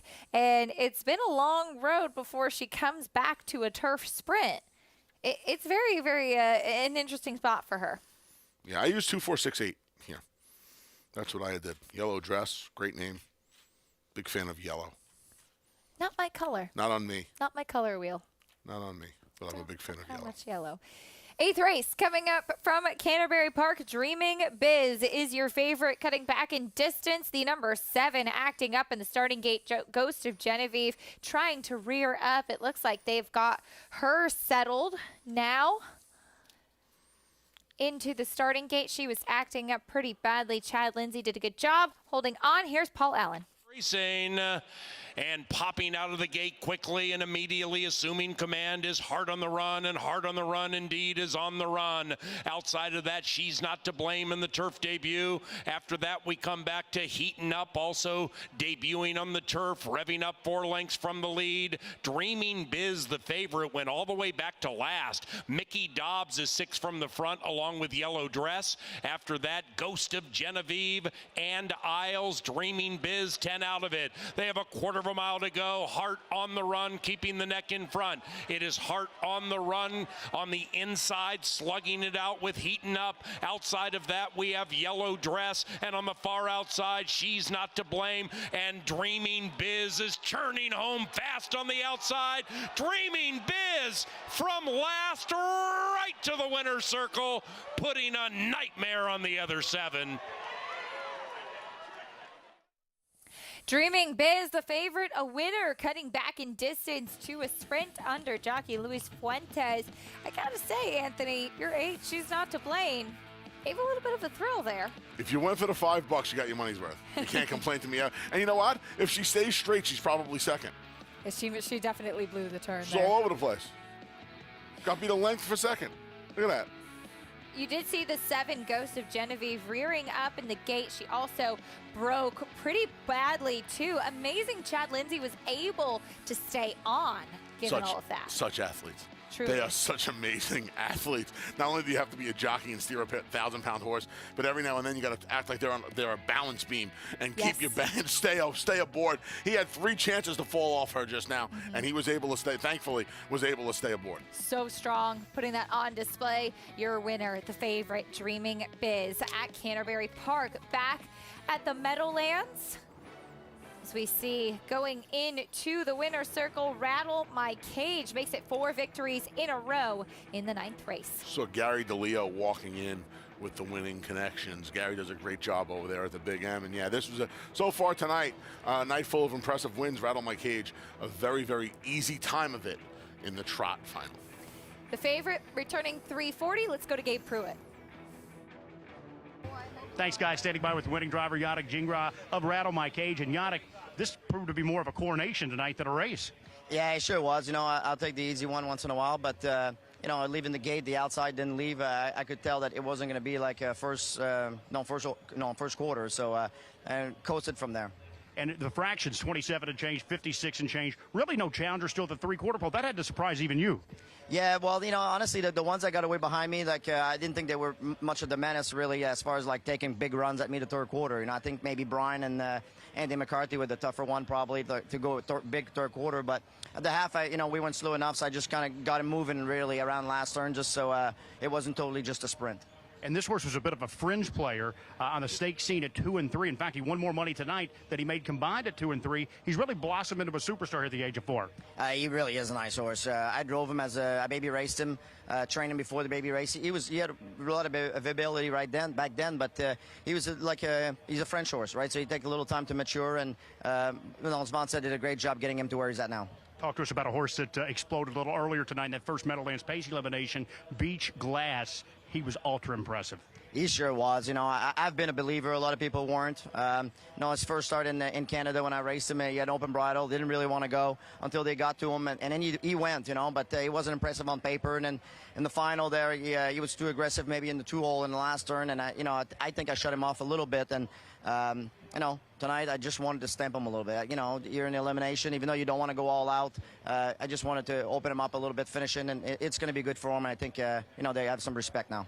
Big money on the line next week. I'm sure you wouldn't want to trade places with anyone going in. No, that's for sure. I'll take him. Congratulations, Yannick. We'll look forward to Beach Glass and Rattle My Cage when they're back in next. Big day for Yannick Gingras with another win with Rattle My Cage. Gabe, thank you. As we take a look at the field for the 10th race here, Meadowlands Pace Elimination, 3-year-old open, going a mile, pacing Nighthawk, currently 3-5.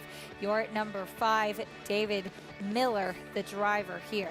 Yeah, not often you see a horse coming off a 5th place finish at 3-5 in a pace elimination, but that's what you're seeing right now. Meanwhile, Tony Alagna trains both the 2 and the 3 in this race. Is a nice 1-2 punch, and he's standing by with Jessica. Thanks, Acacia. Yes, standing by with trainer Tony Alania. First and foremost, I did it my way, stamped his way into the Meadowlands Pace Final. Give us your thoughts on his performance tonight. Yeah, I thought he raced very well. You know, he got used very, very hard leaving. Then he moved back to the front. You know, he was able to follow the winner after that, but it took a little bit out of him. But I was very happy with his effort. You know, just got to hope for a decent draw in the final. Next up, we have the Meadowlands Pace elimination number 2. You have 2 in here, post 2, Caviar Camden. I thought that was a step in the right direction last week. Yeah, he had a lot of go. He still hung up a little bit in the last turn. We made a couple adjustments tonight with his driving bit, so hopefully that helps him a little bit in the last turn because, you know, he can sprint as hard as anybody if he gets carried into the race. You also have Atlas Hanover. Now, we haven't seen him here since he qualified a couple of months ago. He's been racing mainly in Pennsylvania and over at Yonkers in the Messenger. Yeah, and he's a much better big track horse. I think if they mix it up, you know, and he can get carried into it, he can get a good piece too. Graduate Pace Final in race 11, you have 2 in there. Carbine Drive draws the rail after, you know, having a little bit of a clunker last time out, but before then, he's been sensational. Yeah, he's been really good. His last start, you know, he got a little aggressive going to the gate. When he let somebody go, he lost his air. We made an adjustment. We put a no choke on him tonight. Hopefully that'll help. And then the other 2 in the race, a Buckerbed Hanover was a very good first over, long grind last week to Bulldog. And then Rocky Road, of course, he got the 10, now the 9 with a scratch. But, you know, he was career best last year, 2 seconds off the world record. So can't be any better than that. Last week when we talked, you know, that was first start Lasix for him. You said after 24-4, he bled a little, which is hard to believe. He came back last week and was just sensational. Is he a horse where he can be versatile off the gate? Yeah, absolutely. You know, he can leave, he can come off the pace. You know, he can do a lot of things. That's what makes him such a good horse. And tonight be first start for Buckerbed Hanover on Lasix. All right, best of luck tonight, Tony. Thank you. Back to you, Acacia. Jessica, thank you. Tony Alania sending out Caviar Campton and Atlas Hanover in this upcoming 10th race. As we'll see if he can get to the winner's circle. Soon find out, but a big day for that man right there. It's been an exciting night of racing so far. More to come after this. Ever dream of owning your own racehorse? How would you like to get in the winner's circle? With the #1 harness racing partnership in the U.S., VIP Stable.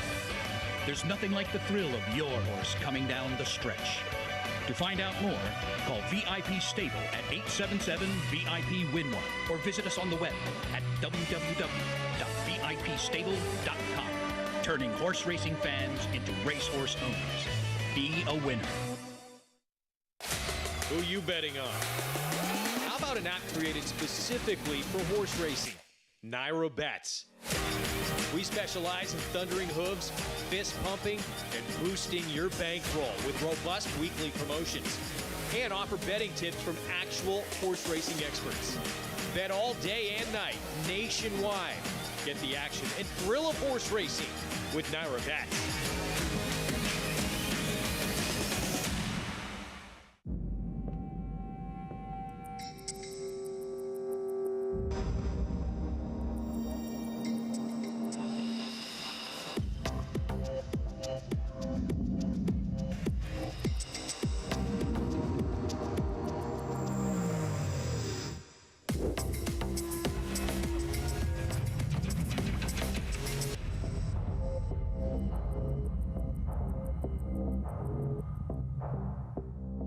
Racetrack Television Network brings you every race, from every track, on every screen, every day. With monthly packages starting as low as $5, RTN gives you great value and access to more live HD streaming and race replays than anyone. Visit RTN.tv today to sign up and watch on almost any device, including Roku and Amazon Fire. RTN has packages that start at $5 per month.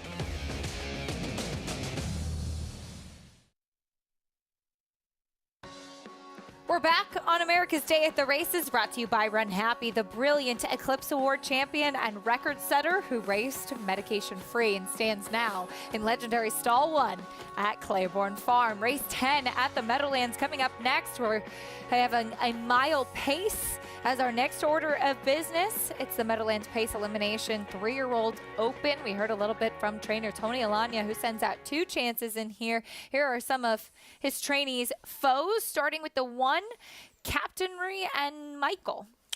Captain Ryan Michael had a 2-race win streak snapped last week from the 6 hole with a no-chance trip. Draws inside the White Knight, Brian Sears.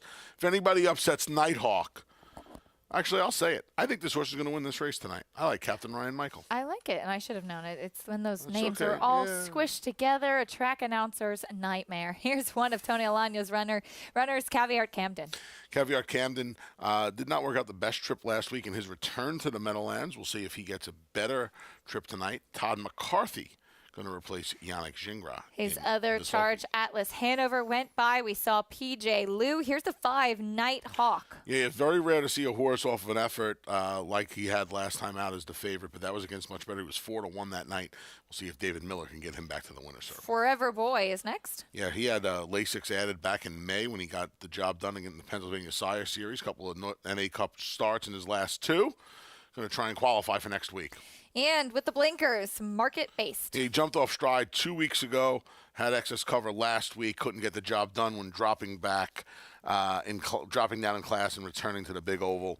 We'll see what Dexter Dunn can do from the outside draw. You know, Acacia, it's important to note that tonight, everybody's trying to win, but you also want to beat 2 of your rivals right now.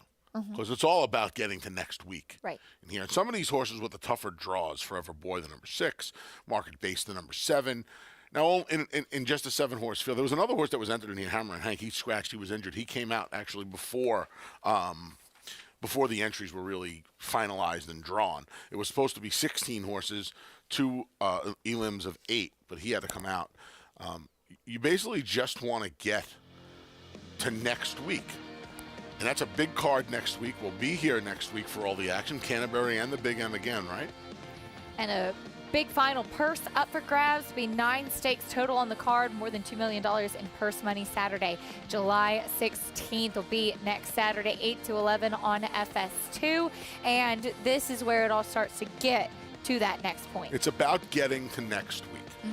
That's what it's about tonight. You want to win tonight, obviously. You always want to win. You know, who doesn't need the winner's end of $50,000? Sure. You need it. Pays this,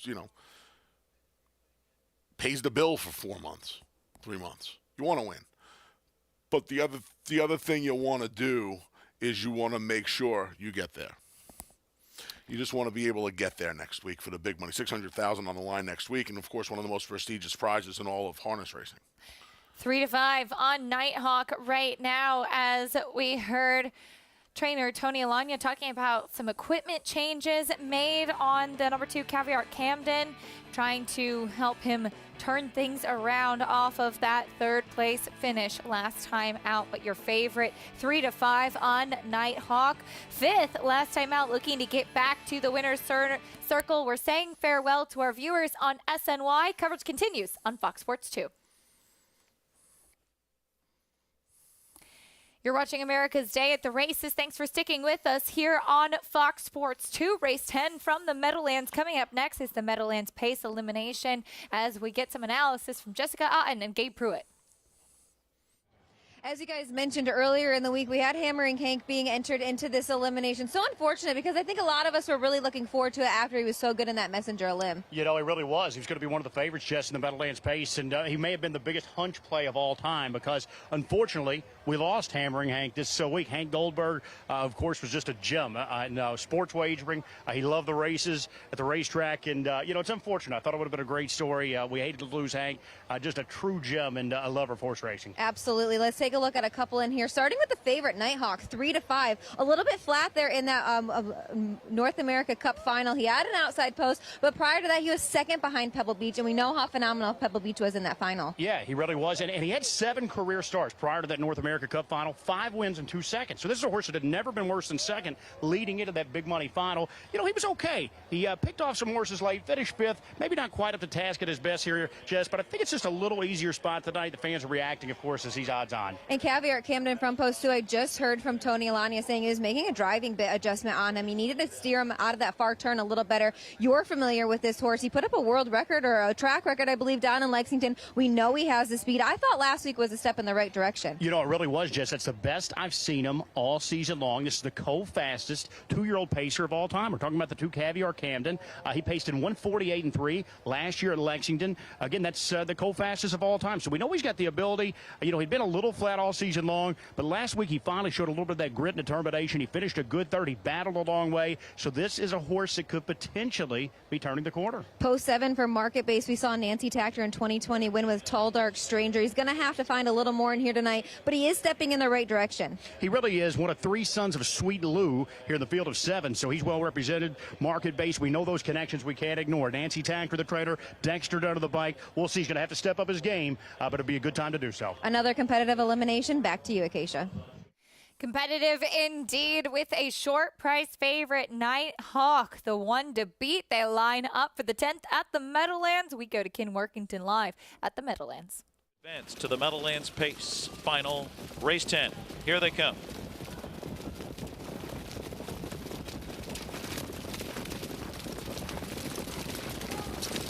And they're off. Market Base trying to blast off on the far outside. PJ Lou leaves alertly between them.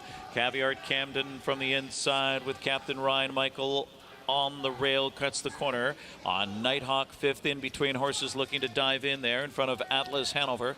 The early trailer is Forever Boy. As Market Base now surges to command for Dexter Dunn. Market Base takes over. PJ Lou 2nd. Out of 3rd comes Caviar Camden, 26-4, a hot marker there. Gap of 2 lengths to Captain Ryan Michael, tightening in from 4th. Nighthawk 5th on the inside, and then it's Atlas Hanover and Forever Boy trails. Across the backstretch, Caviar Camden 4-1 here is gliding up and taking charge. He clears for Todd McCarthy. Caviar Camden, Market Base now back in 2nd. PJ Lou 3rd at the half. Captain Ryan Michael is 4th. And then it's Nighthawk on the inside with Atlas Hanover and Forever Boy. 54-4 for the half. So it's now Caviar Camden in front as they hit the far turn. Has a 1.5 length advantage on Market Based. Stalking him from 2nd. PJ Lou edging to the outside and now launched to the outside. Captain Ryan Michael. And Nighthawk will follow him. Live Toe 5th on the outside, followed by Atlas Hanover and Forever Boy. Over by 3/4, and Caviar Camden is turning it on. Caviar Camden looking to scoot off and get separation. 1:21 and 4:27 flat in that 3rd quarter. Sharp speed from Caviar Camden. Market Base still has him in his sights, and here comes Nighthawk on the outside, flying late, closing in on Caviar Camden. Market Base on the outside takes the lead, but it's Nighthawk flying on the outside. Market Base, Nighthawk, Market Base, then Nighthawk, then Forever Boy, Caviar Camden, and Captain Ryan Michael in 1:48-4. Market Based sat the trip, able to hold on with a Nighthawk closing strongly to his outside, but Market Based with the win. Dexter Dunn left strong early on here and was able to put himself in position to get the job done tonight. After he went, Caviar Camden made a big brush to the lead, and there was a lot of movement early on the front end of this race occasion. Dexter Dunn allowed it all to unfold, had Caviar Camden in his sights, looked like Nighthawk was just going to come roll by them all. I don't know if he hung necessarily tonight. Looked like he was going to go by here. He kind of lugged in there just a little bit, and Market Base was able to hold him on. Forever Boy, he came from a long way back. I would keep an eye on him for next week. He's a horse at a price, and he'll be a price next week, but he's a horse I would keep an eye on for next week for the final. As, of course, the top 3 finish. Top 4 finishers got there. I believe it's 1, 2, 5, 6, and 7 are going to advance the next week. There you go. So it's 7, 5, 6, 2. And it looks like a 1 ball. There he is. Captain Ryan Michael didn't really fight, and I came first over to nowhere. The winner, though, Market Based. Again, the top 5 will move on to next week, but Market Based with the win. I'm sure a very fruitful and gratifying win for the Connections, as he seems to be a bit of a frustrating horse. He put it all together today. Got the right kind of trip, driven by Dexter Dunn. Bring you prices and more after this on America's Day at the Races.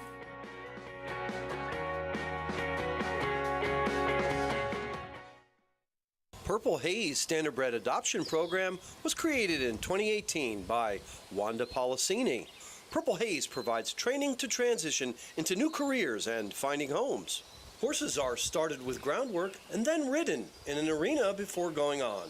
Horses at Purple Haze are evaluated and adopted out based on abilities and temperament. If you have a horse that you care about, or if you're looking for a great pleasure horse, please contact Purple Haze Standardbred Adoption Program.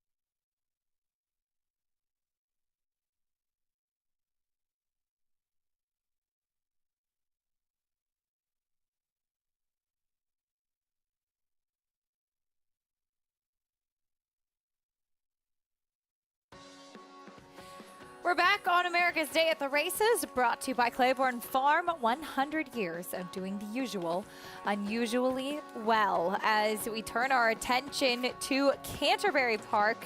Next, our next order of business will be race number 9. We're sprinting on the main track, going 6.5 furlongs in this allowance, optional claiming for fillies and mares.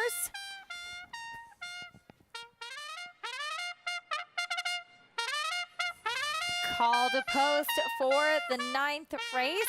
We'll meet the field, Anthony, starting with the 1, Even Pandora. Couple of second place finishes upon the return to Canterbury. Got a couple of wins and 3 third-place finishes from 9 tries. 2-1 favorite on the screen right now, Midnight Garden. Romped going the 2-turn mile last time for the Open 5,000 in the starter optional tonight and cuts back to the 6.5 furlong sprint. Here's the 4, Visual Magic. Yeah, Lindy Wade looking for another one on the card. Third start off of a November layoff. The horse is 0-2 at Canterbury, but it does have a win at the distance. Here's TikTok. TikTok, you don't stop. 0-3 at Canterbury, a couple of second-place finishes. Could use a little pace up front. We'll see if Louis Negron can work out a good trip. 7-1 square price. Are you a TikTok star yet? No, but we'll be doing some fun stuff in Saratoga on the Naira TikTok. Here's the 6, Lyrical. 2 starts for the new connections off the claim have not been very good. 1 on turf, 1 on dirt. Going to need a little bit of a form reversal. Our director, Mitch Levitas, loves TikTok. Does he? Here's the 7, I Know Your Face. I Know Your Face. First off the claim for Johnny Wong. Northern California fixture. 1-2 at Canterbury in her career. Barn that dominates over at Golden Gate. Here's the 8, Silly Notion. Hit the board in the last 2 over the local strip. 0-1 at the distance. This horse did most of her best running around 2 turns. We'll see if she can get the job done in the sprint. That's the field for the 9th race at Canterbury Park. Fast main track as we head back over to the Meadowlands. In the 10th race, we saw Market Based turn things around, coming off of 3 defeats, gets back to the winner's circle today as Skate Pruitt standing by with winning trainer. Thanks so much, Acacia. And you said it. Did he ever turn things around tonight? Nancy, I'm sure you couldn't have envisioned this trip working out any better for your colt tonight. No, it was a perfect trip for him. He does like to sit close, and, that benefits him a little bit more than, trying to make up a lot of ground. I was super proud of him. He raced really well, going pretty hard into the first turn from the post all the way out on the outside. So definitely an improvement and a step in the right direction for him. And we know this colt has all the talent in the world. He bet over $200,000 last year at the age of 2, but he's been a little frustrating listening to you this. You're at the age of 3, made breaks a couple of times coming into the start. You think he's really finally rounded the corner? Well, I hope so, but the brakes are kind of just little like quirky things. He's a little bit goofy. We added the Pelling pacifier. That seems to have helped. Sometimes he sees, he gets like a little hesitant. He sees the other driver's whips and the other driver's horses, and he kind of gets, he's really not confident going into the first turn where he crossfires a little bit. But the last 2 times he's been super with the Pelling pacifier, so hopefully that continues. Yeah, that's sort of an odd piece of equipment. We don't see that too often. Yeah, it distorts the horse's vision a little bit, so they don't see all the, the small things around them. A lot of people don't realize horses actually see in black and white. So with the screen, it kind of just makes them focus a little bit more, and they kind of, all the small stuff around them kind of disappears. A focused win tonight for market-based trader Nancy Tactor. We'll send it back to you guys. Focused indeed. Gabe, thank you. Loved getting a chance to hear that insight from Nancy on the equipment that Market-Based does wear, and it certainly has worked. A $25.60 winner over your 1-5 favorite, Nighthawk. And just as in thoroughbred racing, maybe if that's something you're more accustomed to watching, trainers will play around with different types of equipment to get the most out of their charge as we head back over to Canterbury for the night. I give Dexter Dunn a lot of credit for that victory tonight. He gave those an excellent drive. Here on the track for the 9th race at Canterbury is your 2 Midnight Garden, who is currently 2-1 on the board right now. You can bet with Naira Bets and get more. That sounds good, doesn't it? Everyone who bets with Naira Bets, it's available today and tomorrow, gets 10 times reward points on all wagers at Canterbury Park and Horseshoe, Indianapolis. Everyone gets the bonus points. No opt-in is required. Earn more this weekend with your Naira Bets account. Start betting now at NairaBets.com. Horses on the track for the 9th race at Canterbury Park. 2-1 favorite currently with Midnight Garden. Last 2 wins have come pretty impressively at the mile. She cuts back today, Anthony. Yeah, if you take that turf race out, she's in the best recent form. She just has the sprint now. You have to go all the way back to September 15th of last year. Albuquerque. 6.5 furlong race, and just ran out of real estate, finishing second. Was gaining ground. Daughter of Majestic Warrior. Majestic Warrior won the 2007 Hopeful. Wow. For Belmont. Mm-hmm. I was alive in a huge double with Shug closing day. Oh, no. Yeah, you know how that ended. I should have known that you remembered it. It had to be either because it was part of a big win or a tough beat. Well, Belmont, too. That's true. That's true. I bet him to win. You're I not crushed rushing him to win, but the double would have been nice. In any event, this horse ran out of real estate going to 6.5. I don't know. I think that's probably the biggest knock is the distance in here. But she's shown speed in her last 2 dirt wins. So maybe, I'm not convinced of this, Acacia, but maybe Carrio Lopez, not Mario Lopez of Saved by the Bell fame, Carrio Lopez, can get this horse in better position in the sprint now. She didn't have that much. She had some speed. She didn't have as much speed back then. So maybe he can work out a trip. 7-year-old mare, Midnight Garden. I have to say, physically, just looking on the screen, the one that really looked the best was the number 1, Even Pandora, who does cut back in distance. She's currently highlighted as your favorite. She has some more sprint speed, whereas Midnight Garden has shown speed going longer. And I see what you're saying about just getting her into a better position versus being so far off of it. Kelsey Haar will be aboard the 1, Even Pandora, to the inside who cuts back. Yeah, another horse cutting back. This is an interesting race because the 2 main contenders are both cutting back. Now, one horse has had success. Even Pandora, the number 1, has had success sprinting. But, I don't think either overwhelm you. Mm-hmm. I thought the 5 TikTok was the place I wanted to go in here. Getting the 6.5, getting Louis Negron, another daughter of Majestic Warrior. How about that? Mm-hmm. And a much bigger price. I mean, I don't understand the price differential here. I can't believe this horse is 9. I got to get on my Naira Bets account at 9-1. That's too big of a. You knew that was the. You saw it come. You've heard this speech too many times. This horse is way too big a price at 9-1. She was 9-2 on the morning line. She's 9-1 on the board right now. Another taking attention is the 7, I Know Your Face, who is 8-1 on the morning line. She's first off the claim for Jonathan Wong, who has strong numbers off the claim as well. As mentioned, I think we're more accustomed to seeing his name in Northern California at Golden Gate, just the true dominance over there. He's had a lot of live runners here at the meet at Canterbury, as well as this 7-year-old mare he claimed and will cut back in distance. She won sprinting 2 back. Yeah. But again, right, cutting back. But at least, again, she's just a little slow. She's a little slow in the sprint races. She's a little slow, period. But she's a little slow in the sprint races. So I'm going to stick with TikTok. 9-5 right now on Even Pandora. Do you TikTok? I have never TikToked. I believe it's a verb now. Mitch Levitas sends me a lot of TikToks. Me too. If there's ever a dance video, a cat video, flag video. But it's fun. It's a lot of fun. He's an eccentric sort, that Mitch. Into the gate for the 9th race at Canterbury Park. Here's Paul Allen with the call. And they're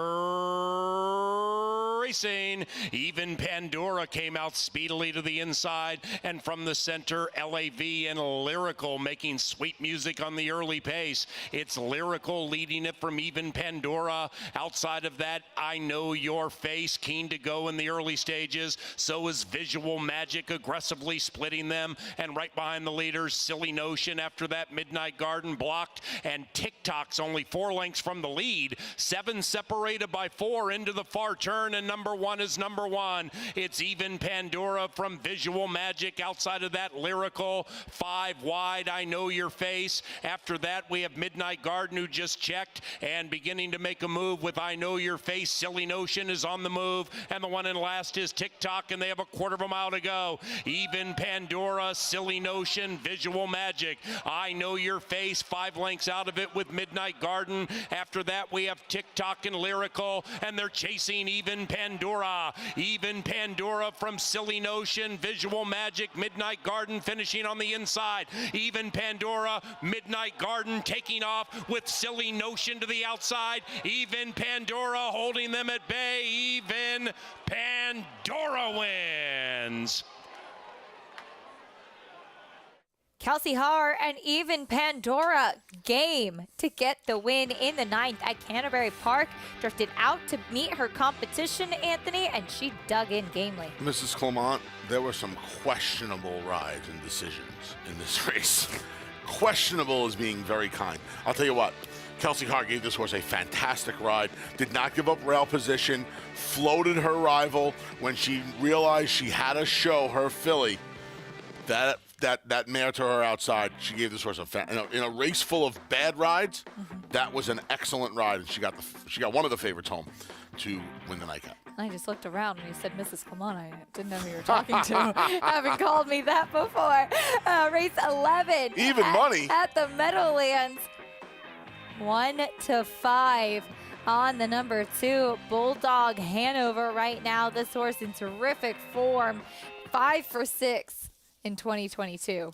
Yeah, big effort. Big effort. Here's the rest of the field, starting things off with the 1 Carbine to the inside. Yeah, the Tony Alagna trainee drops out of, was back in the Graduate Series, I should say, had a 3-race win streak snapped last time. This was even money and just did not fire. Even money and a big price on the board right now. 21-1. Here's Bulldog Hanover, your favorite. Part of the reason Carbine's 21-1 is Bulldog Hanover's 1-5, and he's won 5 of 6 this year, 19 of 27 overall. Looking to become a millionaire this evening.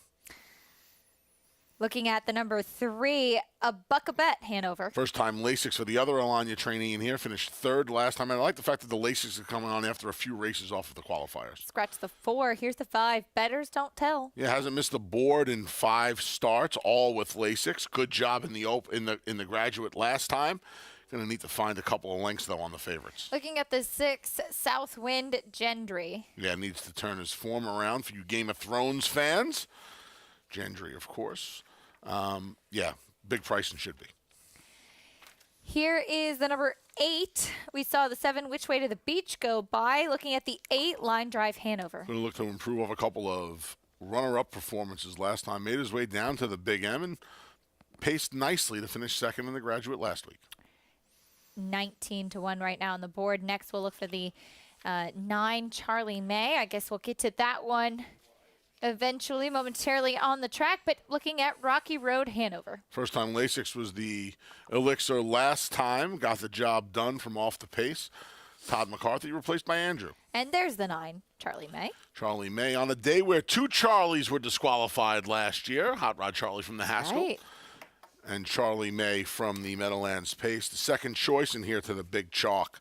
We'll see if Charlie May can refine that form from his pace first place finish last year. You could join Naira Bets today and play all of the action on our program, plus a whole lot more, while earning up to a $200 deposit match bonus. Sign up with promo code MATCH200, and you can earn up to a $200 deposit match after your first deposit. Bet any track, anywhere, anytime. And don't forget to join now at NairaBets.com for your $200 deposit match. As the race 11 coming up next, Jessica and Gabe with us, still 1-5 now on Bulldog Hanover.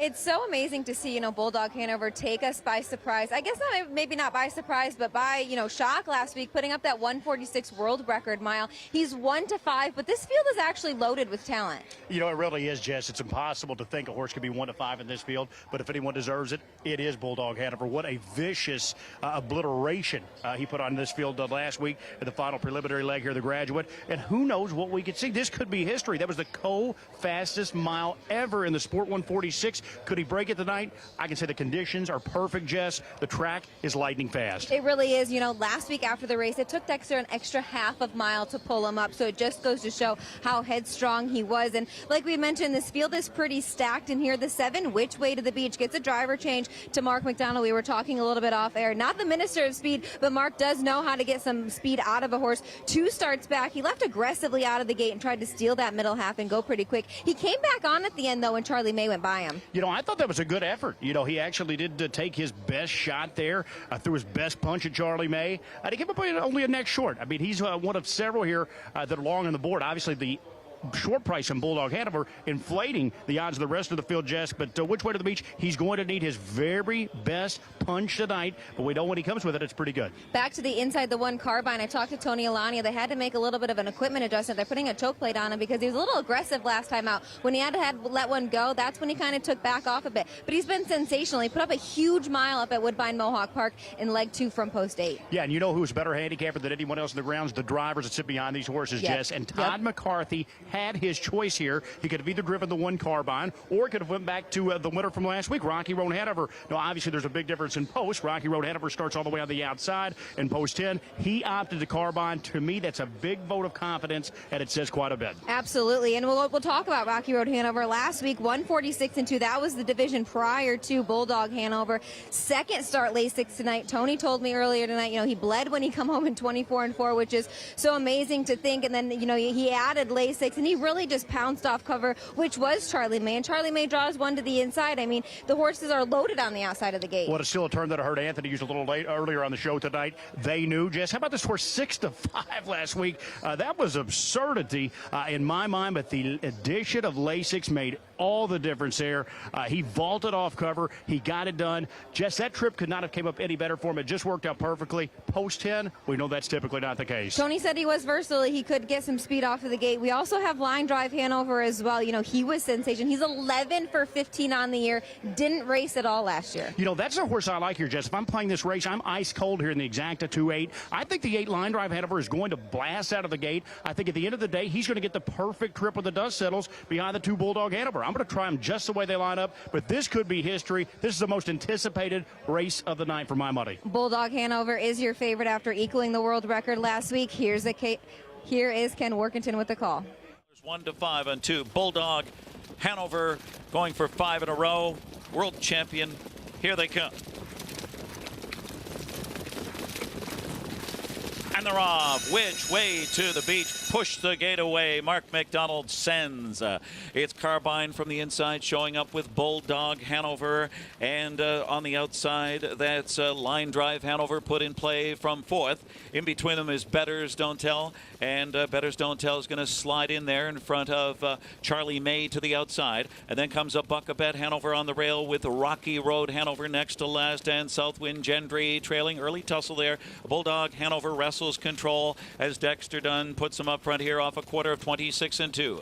So it's the world champion Bulldog Hanover in front here, reined in by Dexter Dunn to ration out his speed. Which way to the beach? The quick start secures a pocket ride behind the big favorite here, Carbine third. To the outside, Line Drive Hanover gets underway from fourth, followed by Charlie May, second over fifth on the outside. Betters Don't Tell gets a shovel. Then it's Rocky Road Hanover to the outside, Southwind Gendry underway from last, then a Buckabet Hanover hooking up past the half in 54 and 1. It's Bulldog Hanover on the inside, taking on Line Drive Hanover on the outside. It's going to be a speedy third quarter here. Which way to the beach in the pocket spot? And sitting off the dueling leaders is Charlie May. Charlie May's all set to launch a 3 deep on the outside. Carbine with no racing room. And Rocky Road Hanover's third over. 3 quarters, 120 and 126 flat in that third quarter. Did they soften up? Bulldog Hanover, he's in front by 2. It's Bulldog Hanover. Line Drive Hanover was rebuffed. Which way to the beach on the inside? Charlie May. Charge coming from Rocky Road Hanover. Bulldog Hanover. The Bulldogs growling again. It's Bulldog Hanover, then Rocky Road Hanover, Line Drive Hanover, and a Buckabet Hanover in 146 and 1. Wow! All of the Hanovers, but most importantly, Bulldog Hanover, sensational. Once again, Anthony. Well, 146 and 1, whew, a fifth of a second off of his own world record. That's amazing. That's his own. This has to go down as 2 of the most remarkable back-to-back miles, right, in history. I mean, this is amazing. And to do it just 7 days apart. 7 days apart. It's not like it's a million degree. It's not like it's a million degrees, and the track is super, super fast. There have been reasonable final times tonight. Mm-hmm. Good horses go fast. This is out of control good. I mean, 2 weeks in a row, Noel Daly and Dexter Dunn rolling through this Graduate Series now. Huge performance from Bulldog Hanover. Impressive in that effort. A strong time once again makes it 5 victories in a row, equaling the world record last week. Very close to it once again this week to do that. And these horses are just such athletes, just incredible. And there's so much opportunity to appreciate what they can really do. And it's an all Hanover superfecta. Yeah. 2, how about that? 10, 8-3 maybe? The number 2, Bulldog Hanover, and Dexter Dunn with the win in the 11th at the Meadowlands. Bring prices and reactions after this. Stay with us for a whole lot more. We just saw something special on America's Day at the Races.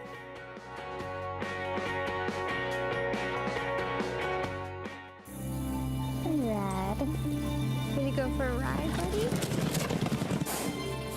I'm gonna miss you, Red.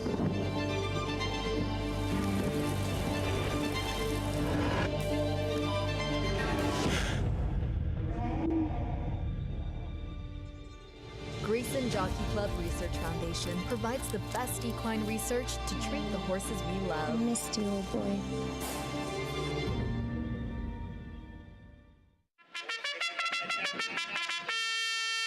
The Jersey Shore's biggest race is the TVG.com Haskell Stakes, Saturday, July 23rd. Join us at Monmouth Park or watch and wager nationwide as the country's top 3-year-olds battle it out in the race where champions prove their greatness. Play our $400,000 guaranteed pick 4, $200,000 guaranteed pick 5.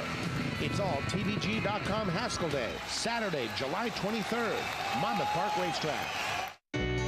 These these folks, they aren't the unsung heroes, they are the heroes of our industry, and it's great to be part of an event that recognizes them for all they do for our game. Without them, we really wouldn't have the sport or the industry that we have. So many of these people that are receiving these awards today have worked so hard, and I think they should all be very pleased to even be a nominee to this thing because they're chosen by their peers.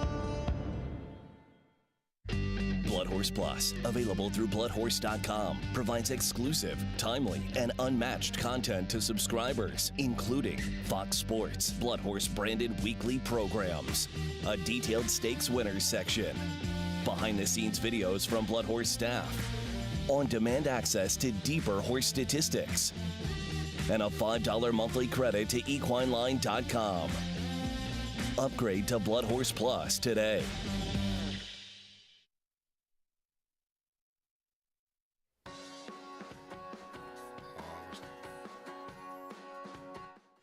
And they're off at Saratoga.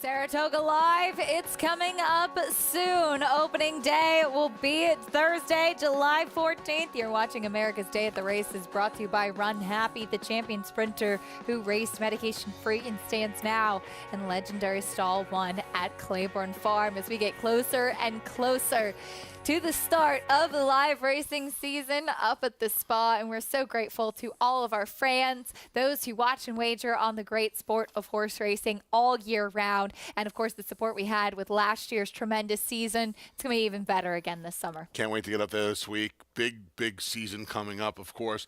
Come on out in the morning. Breakfast at Saratoga, 7:30 kickoff time. We're there until about 10 o'clock. A lot of fun. Watch the horses train, grab a great breakfast downstairs, tram rides in the back, paddock tour as well. Coming out, we have an awful lot of giveaways, some trivia contests. We have a good time. You know, I actually met a couple who owns a farm, right, 3 miles away from the track, and the trolley will go from the breakfast. You have breakfast, watch the horses train. You go over to the farm 3 miles away, breakfast and breeding, and you get a chance to learn a little bit about the New York breeding industry as well. Fantastic. Yeah, it's an amazing part of it. partnership too. Yeah, looking forward to that as well. We'll see if I can sneak a ride onto the trolley too. You gonna come hang out at breakfast with me? Of course. All right. Absolutely. I'll hold you to it. Well, we'll take a look at some of the exciting action that we have to look forward to. Past performances are out for opening day. The Schuylerville, as we take a look at Summer Promise, pointing to that Schuylerville coming up on opening day as well. This horse that will go as race number 9 today. Taking a look at that big effort, Anthony, last time out from this filly for Dwayne Lucas, who won by 5 at Churchill. What a great name, too, for the start of Saratoga. Summer Promise. It's a clean slate Thursday, Acacia. It is. It's a clean slate. Everything sets back to zero. Yeah, this was a big win. This was a very big win. It's going to be great to see the coach up at the spa where he belongs, on the pony. We didn't see him last year. I know we didn't. I know it's going to be great. It's going to be great to see him up there. Filly's nice. Nice filly. Filly by Uncle Mo, purchased for $500,000 as a yearling. She delivered on debut. Luis Saez will be in the saddle, winner of the riding title at Saratoga last year. Yeah, looking forward to that matchup again this year. Some new blood with Flavian Pratt switching his tack to the East Coast. I have an idea as to who's going to be the leading rider in Saratoga. And I would bet an awful lot of money on it. How about that? Herrera Ortiz Jr. He's going to be coming in hungry, that's for sure. Back today at the Meadowlands. Special horse, Bulldog Hanover, equaled the world record time last week. Just off of it again this week. 1-5. And he is tremendous and in such good form right now. Over the 10 and the 8 for the win in the 11th at the Meadowlands. They gave you 2 chances tonight to say 240, 210, 210. Price is okay. Sorry. You didn't take either. I'm sorry. I had to take the second one. I'm sorry. I had a pill for no, that. I'm glad that you do. I get excited when I'm able to say price is okay. When I was a kid, that's all I ever wanted to do, and now I get to do it. Really? Serious, yeah. Wow. There was a lot of quirky things about horse racing that I liked when I was a kid. Like when I got to go into the announcer's booth and stuff and just do, Tom Durkin, of course, used to just hit the mic and say, 3 minutes. I used to think it was so cool. It sounds silly. The first time I ever called a race, you can bet I hit that red button. I said, 3 minutes. 3 minutes. And then I said, what am I doing here?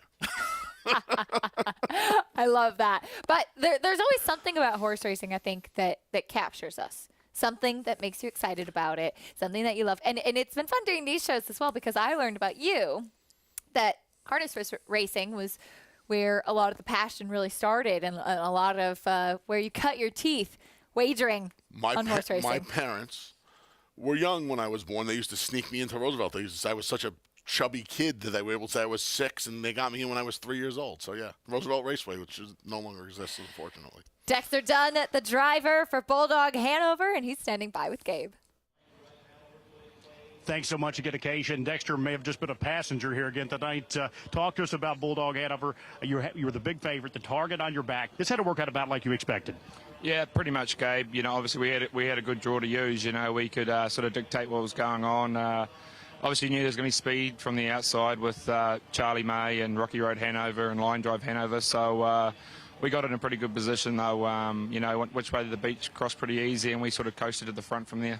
And when you made the front, you get just enough of a breather that second quarter, but it didn't last for long. Line Drive Hanover was out and gunning there early.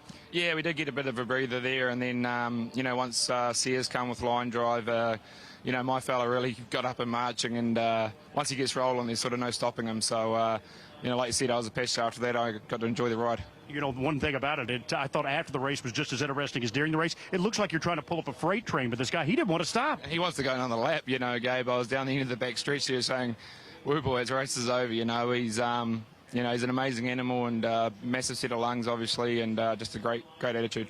And you were 1/5 of a second off the all-time world record here tonight, 1:46.1. You equaled it last week with him. Is he going to be the first horse in the sport of harness racing to ever pace sub-46? Well, you know, he's got the potential to. You know, he's not far away, and you know, if some of them set up a first half for me, there's a big chance. We can't wait to see him back in action. Dexter, you've had a great night. Congratulations. Bulldog Hanover, guys, in the final graduate. What an effort indeed, Gabe. Thank you. Great getting a chance to hear from Dexter Dunn, native of New Zealand, with that huge effort. Wonder where we'll see Bulldog Hanover next. Yeah, we'll see. I don't know. There's some, I know some older horse races now the rest of the year.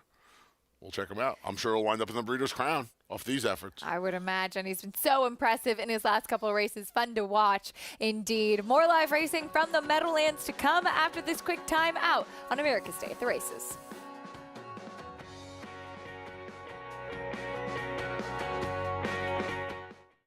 This proven son of Giants Causeway has sired 7 millionaires. With over 10% stakes performers, his recent top runners include Tarabi, placed in the Grade 1 Spinaway and Breeders' Cup Juvenile Fillies, Grade 2 winner Plum Ali, multi-millionaire Shivaji, plus these standout performers. Now his biggest book in the past decade will be 3-year-olds in 2022. A proven value sire, First Samurai, standing at Claiborne Farm.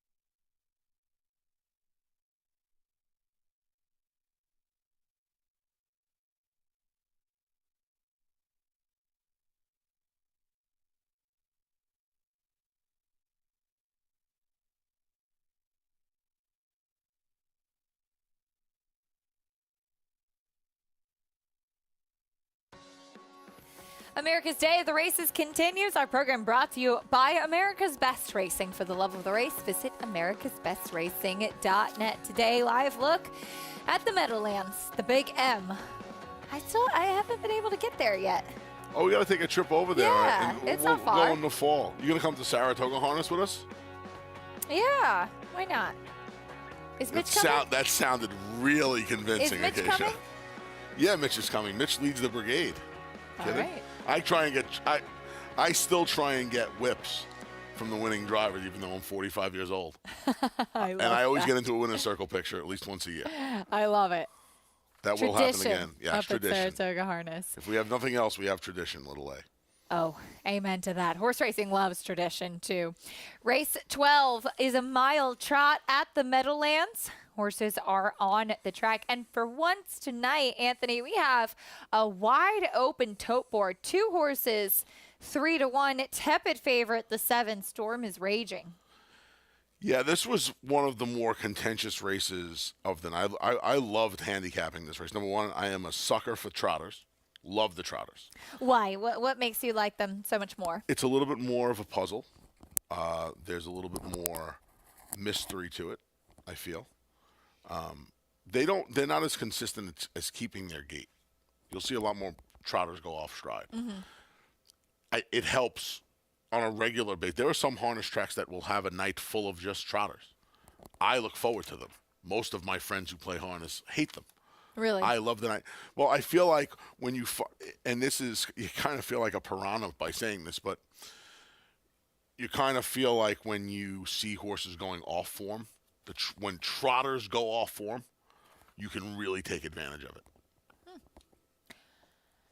Co 3-1 favorites right now. We welcome in one more time tonight, Gabe and Jessica. Thoughts on your wide open 12th race here, guys?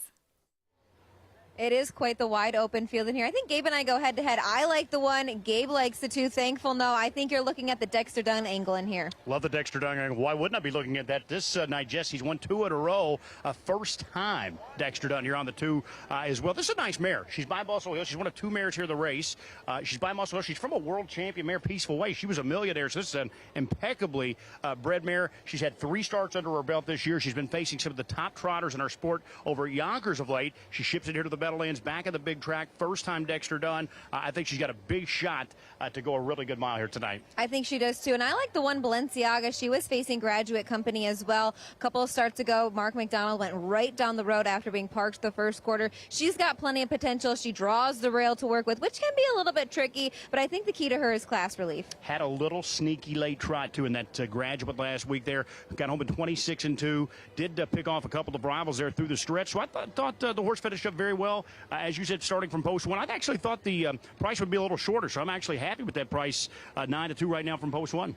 What about the 6 Southwind Tyrion? Maybe not many people know, but he was the favorite heading into the Hambletonian last year, but never raced as a 3-year-old. Missed part of his 4-year-old season. He was so fast. I know he caught everybody's eye here. This is the son of Muscle Hill when he raced here in the Sire Stakes. This is only his 2nd start of the year, of course, winning over at Pocono Downs, and a little bit of a lower class, but I think, he's on the right track. He's being scored down aggressively right now by Aki Svanstedt. Yeah, that tells me that Aki is planning on leaving the gate here, Jess. When you see a horse scored down that aggressively leading here to the 12th race, I think he's going to try and show some speed. But at this point in time, I'm still going to take a wait-and-see approach. I'm not going to take a short price in the 6th Southwind Tyrion. I loved him at the age of 2. As you said, due to injury, missed his entire 3-year-old season. Yes, he has shown back up here at the age of 4. He's 1 for 1. That was an easy spot. He came back in the last time. He was a 1-2 favorite. He was supposed to beat that group. He did. This is a much better field. So, again, 3-1, I'm just not buying quite yet. We know he's got loads of talent, but again, it's just been a long road back to recovery for the 6th Southwind Tyrion. I'll look elsewhere in terms of tonight. There's 2 horses in here coming out of the Ron Burke Bark, and the 3, Ida Princess, and the 7, Storm is Raging. And a little bit of interesting spots for both of them. Ida Princess is only making her 4th start for the Ron Burke Barn, coming in this race awfully sharply, but it's a bigger track. Shipping in from Flamborough over to Yonkers, as we know, is a half mile, drops in class and gets the mile track. She's been very good for Trevor Ronberg in those 3 starts. How about Yannick Gingras? We don't see him down as owner much, Jess. Nope. He's a co-owner. The driver here, Yannick, on the 3 Ida Princess. You know, she's got that wicked early speed. I think she's going to utilize it here. And the other Burke trainee, the 7 Storm, is raging. Very good form. You know, I question how difficult those fields he's been beating. He's been 5 cents on the dollar twice, 20 cents on the dollar once. So is that form a little deceptive? Or has he been, you know, I think he may have just been beating up in a little weaker group. It sure is a wide open betting board here. Back to you, Acacia. Wide open indeed. Quick final thoughts, Anthony. Who do you like? Islander won 2 of his last 3 and has been fixed since going off stride back in May. Race 12 at the Meadowlands. Here's Ken Workington.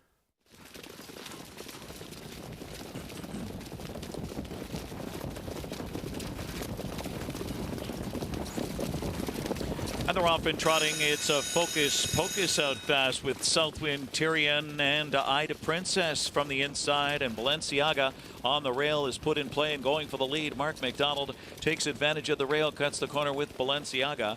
Ida Princess challenges on the outside and takes over. So Thankful away alertly from the outside. Focus goes on to challenge for the lead. Nylander's 5th past the opening quarter. Then it's Southwind, Tyrion, followed by Storm is Raging. And then we have Double Account and Time Storm. First quarter crisp 27-1 as Focus makes front.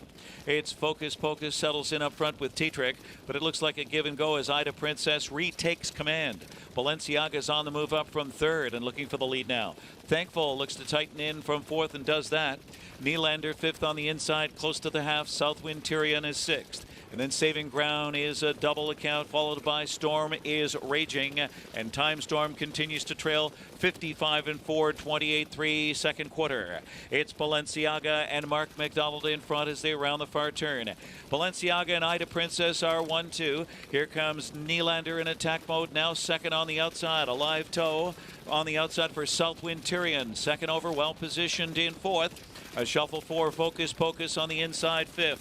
Storm is Raging is 3rd over, needs to fan out right now. Thankful had a bad shuffles in heavy traffic. At 3 quarters, it's Balenciaga, and the pressure is mounting. 124-4, and they swing off the turn. In the stretch, Balenciaga scoots off by 2. But here comes Southwind, Tyrion on the outside, and Ida Princess angles with a menacing move. Some late trot from Storm is Raging. In deep stretch, Southwind, Tyrion, and Uckis Fonstead drawing clear. Southwind, Tyrion takes it over Ida Princess. Then Storm is Raging and Balenciaga 151-4. Southwind, Tyrion to make it 2 wins in a row. Came swooping by on the outside to get up in time. Of course, missed his entire 2021 season. He came back off the break at Pocono last time and got the job done. And he just keeps on rolling. What a nice effort. Talk about how horse racing is so fun. Horses like this are so much fun. He just missed a whole year, and he really hasn't missed a beat. Fantastic effort. The pace was set by Balenciaga, and we see on the outside, yellow saddle towel, the number 6, Southwind, Tyrion. I'm sure a horse that was frustrating not being able to campaign him during 2021. As you mentioned, these horses, they run frequently, and so missing an entire year, then coming back in the middle of 2022 as well. Year and a half. It's really a long stretch to not be able to run, and now two victories in a row. I'm sure very gratifying. Fantastic job by Uckis Fonstead. Really good job getting this horse ready. Trainer and driver as well. Yeah. Love when they do that. We'll bring you prices in a bit. We'll wrap up the action here at the Meadowlands after this break. Stay with us for more on America's Day at the Races.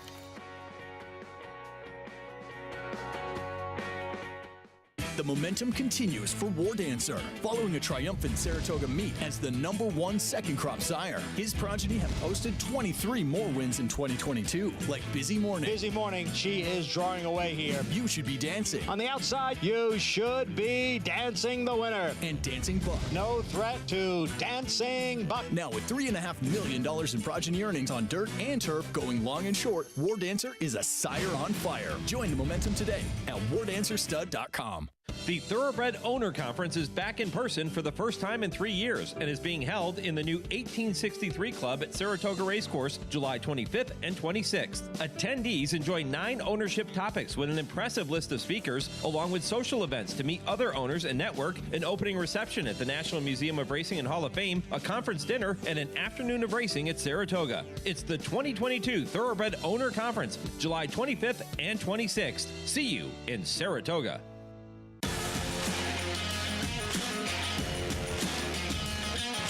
And they're off. Following C. Pouring it on here in the stretch. Impressive to win the Grade 2 Vosburg. Following C. Mayo Happy has kicked it into high gear. And Mayo Happy with a powerful performance wins by 2.5. The Club champion Run Happy, standing at Claiborne Farm. Racetrack Television Network brings you every race, from every track, on every screen, every day. With monthly packages starting as low as $5, RTN gives you great value and access to more live HD streaming and race replays than anyone. Visit RTN.tv today to sign up and watch on almost any device, including Roku and Amazon Fire. RTN has packages that start at $5 per month.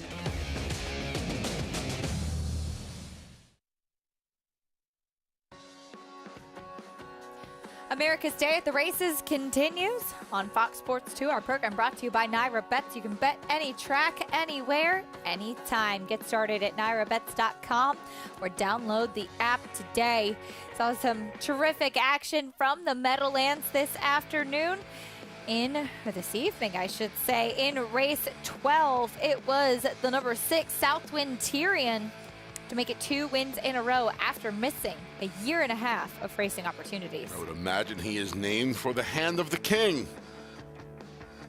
in Westeros. Tyrion Lannister, the imp, at 460 tonight. This horse is, it's been a lot of fun watching this horse's return. Right? Because even last time, you saw him win back on right before Father's Day and then takes another 3 weeks off and he comes back with just another. He had a good trip tonight. Don't get me wrong. Good cover, but really, really ran well. Really ran well tonight. Raced well tonight. Meanwhile, we saw a couple divisions as far as eliminations do go. Again, the top 5 finishers from the 2 heats that we saw tonight. Moving on to next week, we saw Beach Glass, the winner of one of those, Gabe, and Market Based the other. What were your thoughts on the 2 elimination rounds we saw tonight as far as the horses moving forward to next week? Well, Acacia, the stage is set. We call it the greatest party in harness racing. It's going to be right here next week in that Meadowlands Pace Final. $600,000 on the line. But the bottom line tonight was Beach Glass. He was in a different orbit. He's going to be an odds-on favorite in that race next week. We'll see if he can duplicate that performance he had tonight. I think he's going to be awfully tough to beat. And what a great story, guys. Brent McGrath, he operates a very small-time stable. He trained the sire, Some Beach Somewhere. His only career defeat was right here in the Meadowlands Pace. So he's going to look to get avenge that loss next week with Beach Glass. It's going to be quite the event. And what a night we had. Bulldog Hanover 1/5 off a world record. Test of Faith, last year's horse of the year in action. It's just been a great night, guys, here at the Big End. I'm looking forward to being back here next week. We're looking forward to having you as well, Gabe. As Gabe mentioned, Beach Glass and that performance for Brent McGrath, but with the horse by Some Beach Somewhere. As the second elimination, Gabe, with Market Based in race 10 today. This was a horse who we knew had the talent. You got a chance. I thought it was really interesting having the opportunity to speak to his trainer about the equipment and finding the right opportunity for him to show his best. Yeah, that was an interesting piece of equipment there, and it was great to hear the description for Nancy of why he was wearing it. In that second elimination, guys, Market Base, he sort of tripped out elimination style there tonight. The pace wasn't all that high. Nighthawk really just burst home in that race.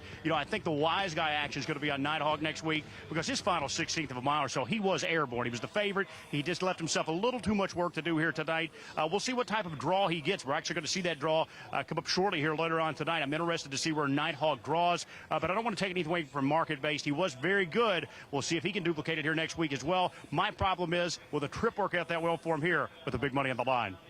Well, we look forward to seeing both you and Jessica next week. Terrific job tonight, Gabe. Thanks for all of your insight. It was a pleasure having you on the show, and we are definitely looking forward to next week's action. Likewise, guys. Thanks so much, and we'll be back here next week. Exciting stuff to come over at the Big M as well. Anthony, as Gabe mentioned, Beach Glass, sensational, market base, turning things around and really showing himself in this talent that he had. What were your thoughts on the Elims today? Yeah, Beach Glass is going to be 3 to 5 next week and should be based on the eliminations. The 6 horse, I lost his name. It was the Forever Boy. Forever Boy. He's the horse at a price that I want. I mean, he was buried along the inside. He was dead last, turning for home in the second elimination. He's the one I want. I don't want Nighthawk out of the second elimination. I want Forever Boy. We'll look forward to seeing what price he may be at next week, and all of those horses, again, the top 5 finishers from the 2 elimination rounds, moving on to next week's action. Meanwhile, earlier today, of course, we had the Belmont Oaks and Derby, but there were actually 4 graded stakes on the card today at beautiful Belmont Park, and the first one, they had a couple of horses put on a show here, Anthony, as Dynamic One and First Captain dueling down to the wire in the Suburban. Dynamic One with the win. Don't forget Untreated, who tried to take him gate to wire on the inside, and Joel Rosario. You see, he's fighting on gamely. But yeah, good horse race between the 2 favorites in here. Dynamic One kind of coming into his own now, Acacia. You know, his prior 2 starts going 1.25 miles with the Kentucky Derby and the Run Happy Travers last year. Now he's really developed as a 4-year-old. I would imagine we'll see him in the Jockey Club Gold Cup. Maybe get a little bit of a rest now. Skip to Whitney. Jockey Club Gold Cup next for him. First Captain finally starting to live up to the hype. We'll see what happens here going forward. But that was a good horse race. And Untreated, you know, maybe a speck too far for him, but cutting him back in distance. He's run well in the Pimlico Special now and in the Suburban. Yeah. A huge effort from the top 3 finishers, and that made it fun earlier today as well. We also saw the victory ride today, too, as far as the fillies sprinting. We saw another good horse race. Hot Peppers really taking a big step forward. A story in this race as well, though, Anthony, for those who didn't see the pre-race commentary, Pretty Birdie threw a shoe in the paddock prior to the race, and it was a specific type of shoe that even with our farrier in the paddock, she wasn't able to get back on, glue-on shoe. And Joel Rosario, who I spoke to after the race, said he was in a good position, she was moving well, and then she just stopped. Yeah, she was in between horses, in between the eventual winner, Hot Peppers, and you see the number 4, Happy Soul, trying to battle on for the show, though, there. When a horse like Hot Peppers is able to get outside of the other speeds and then hold off the closers, it's a big effort. Remember last year, going into the Longines test, Bella Sophia was a little bit of a price, and she got the job done for Rudy Rodriguez. He's got another filly now in Hot Peppers that he could win back-to-back tests, because she's going to be one of the choices. That was a huge effort today. She survived the speed duel and then held off the closers. Hot Peppers, she needs to get an extra 1/16 of a mile in that test, but that's making up to be a fun race. Showed a lot of talent down in South Florida and has taken her show on the road now 2 for 2 at Belmont Park, as we hopefully will get a chance to see Hot Peppers in that Grade 1 Longines test this weekend. Looking forward to Saratoga. You and I, however, will be on the early show tomorrow for America's Day at the Races, but it's always a lot of fun getting a chance to talk a little bit of harness racing with you. This was a lot of fun tonight. We'll wrap things up here at beautiful Belmont Park tomorrow. A ton of mandatory payouts tomorrow. Got tickets up at Naira Bets for all of them. 12:30 to 5 is our show. America's Day at the Races tomorrow to wrap up the meet at beautiful Belmont Park. As far as the eliminations did go, Beach Glass impressive today at the Meadowlands. Certainly a special winner for trainer Brett McGrath. Market-based with the equipment changes and able to live up to the high hopes that his connections did have for him. And how about Bulldog Hanover? 2 incredible efforts back-to-back weeks. A special horse that's a lot of fun to watch. A great night of racing. Thanks for joining us on America's Day at the Races. We'll see you tomorrow.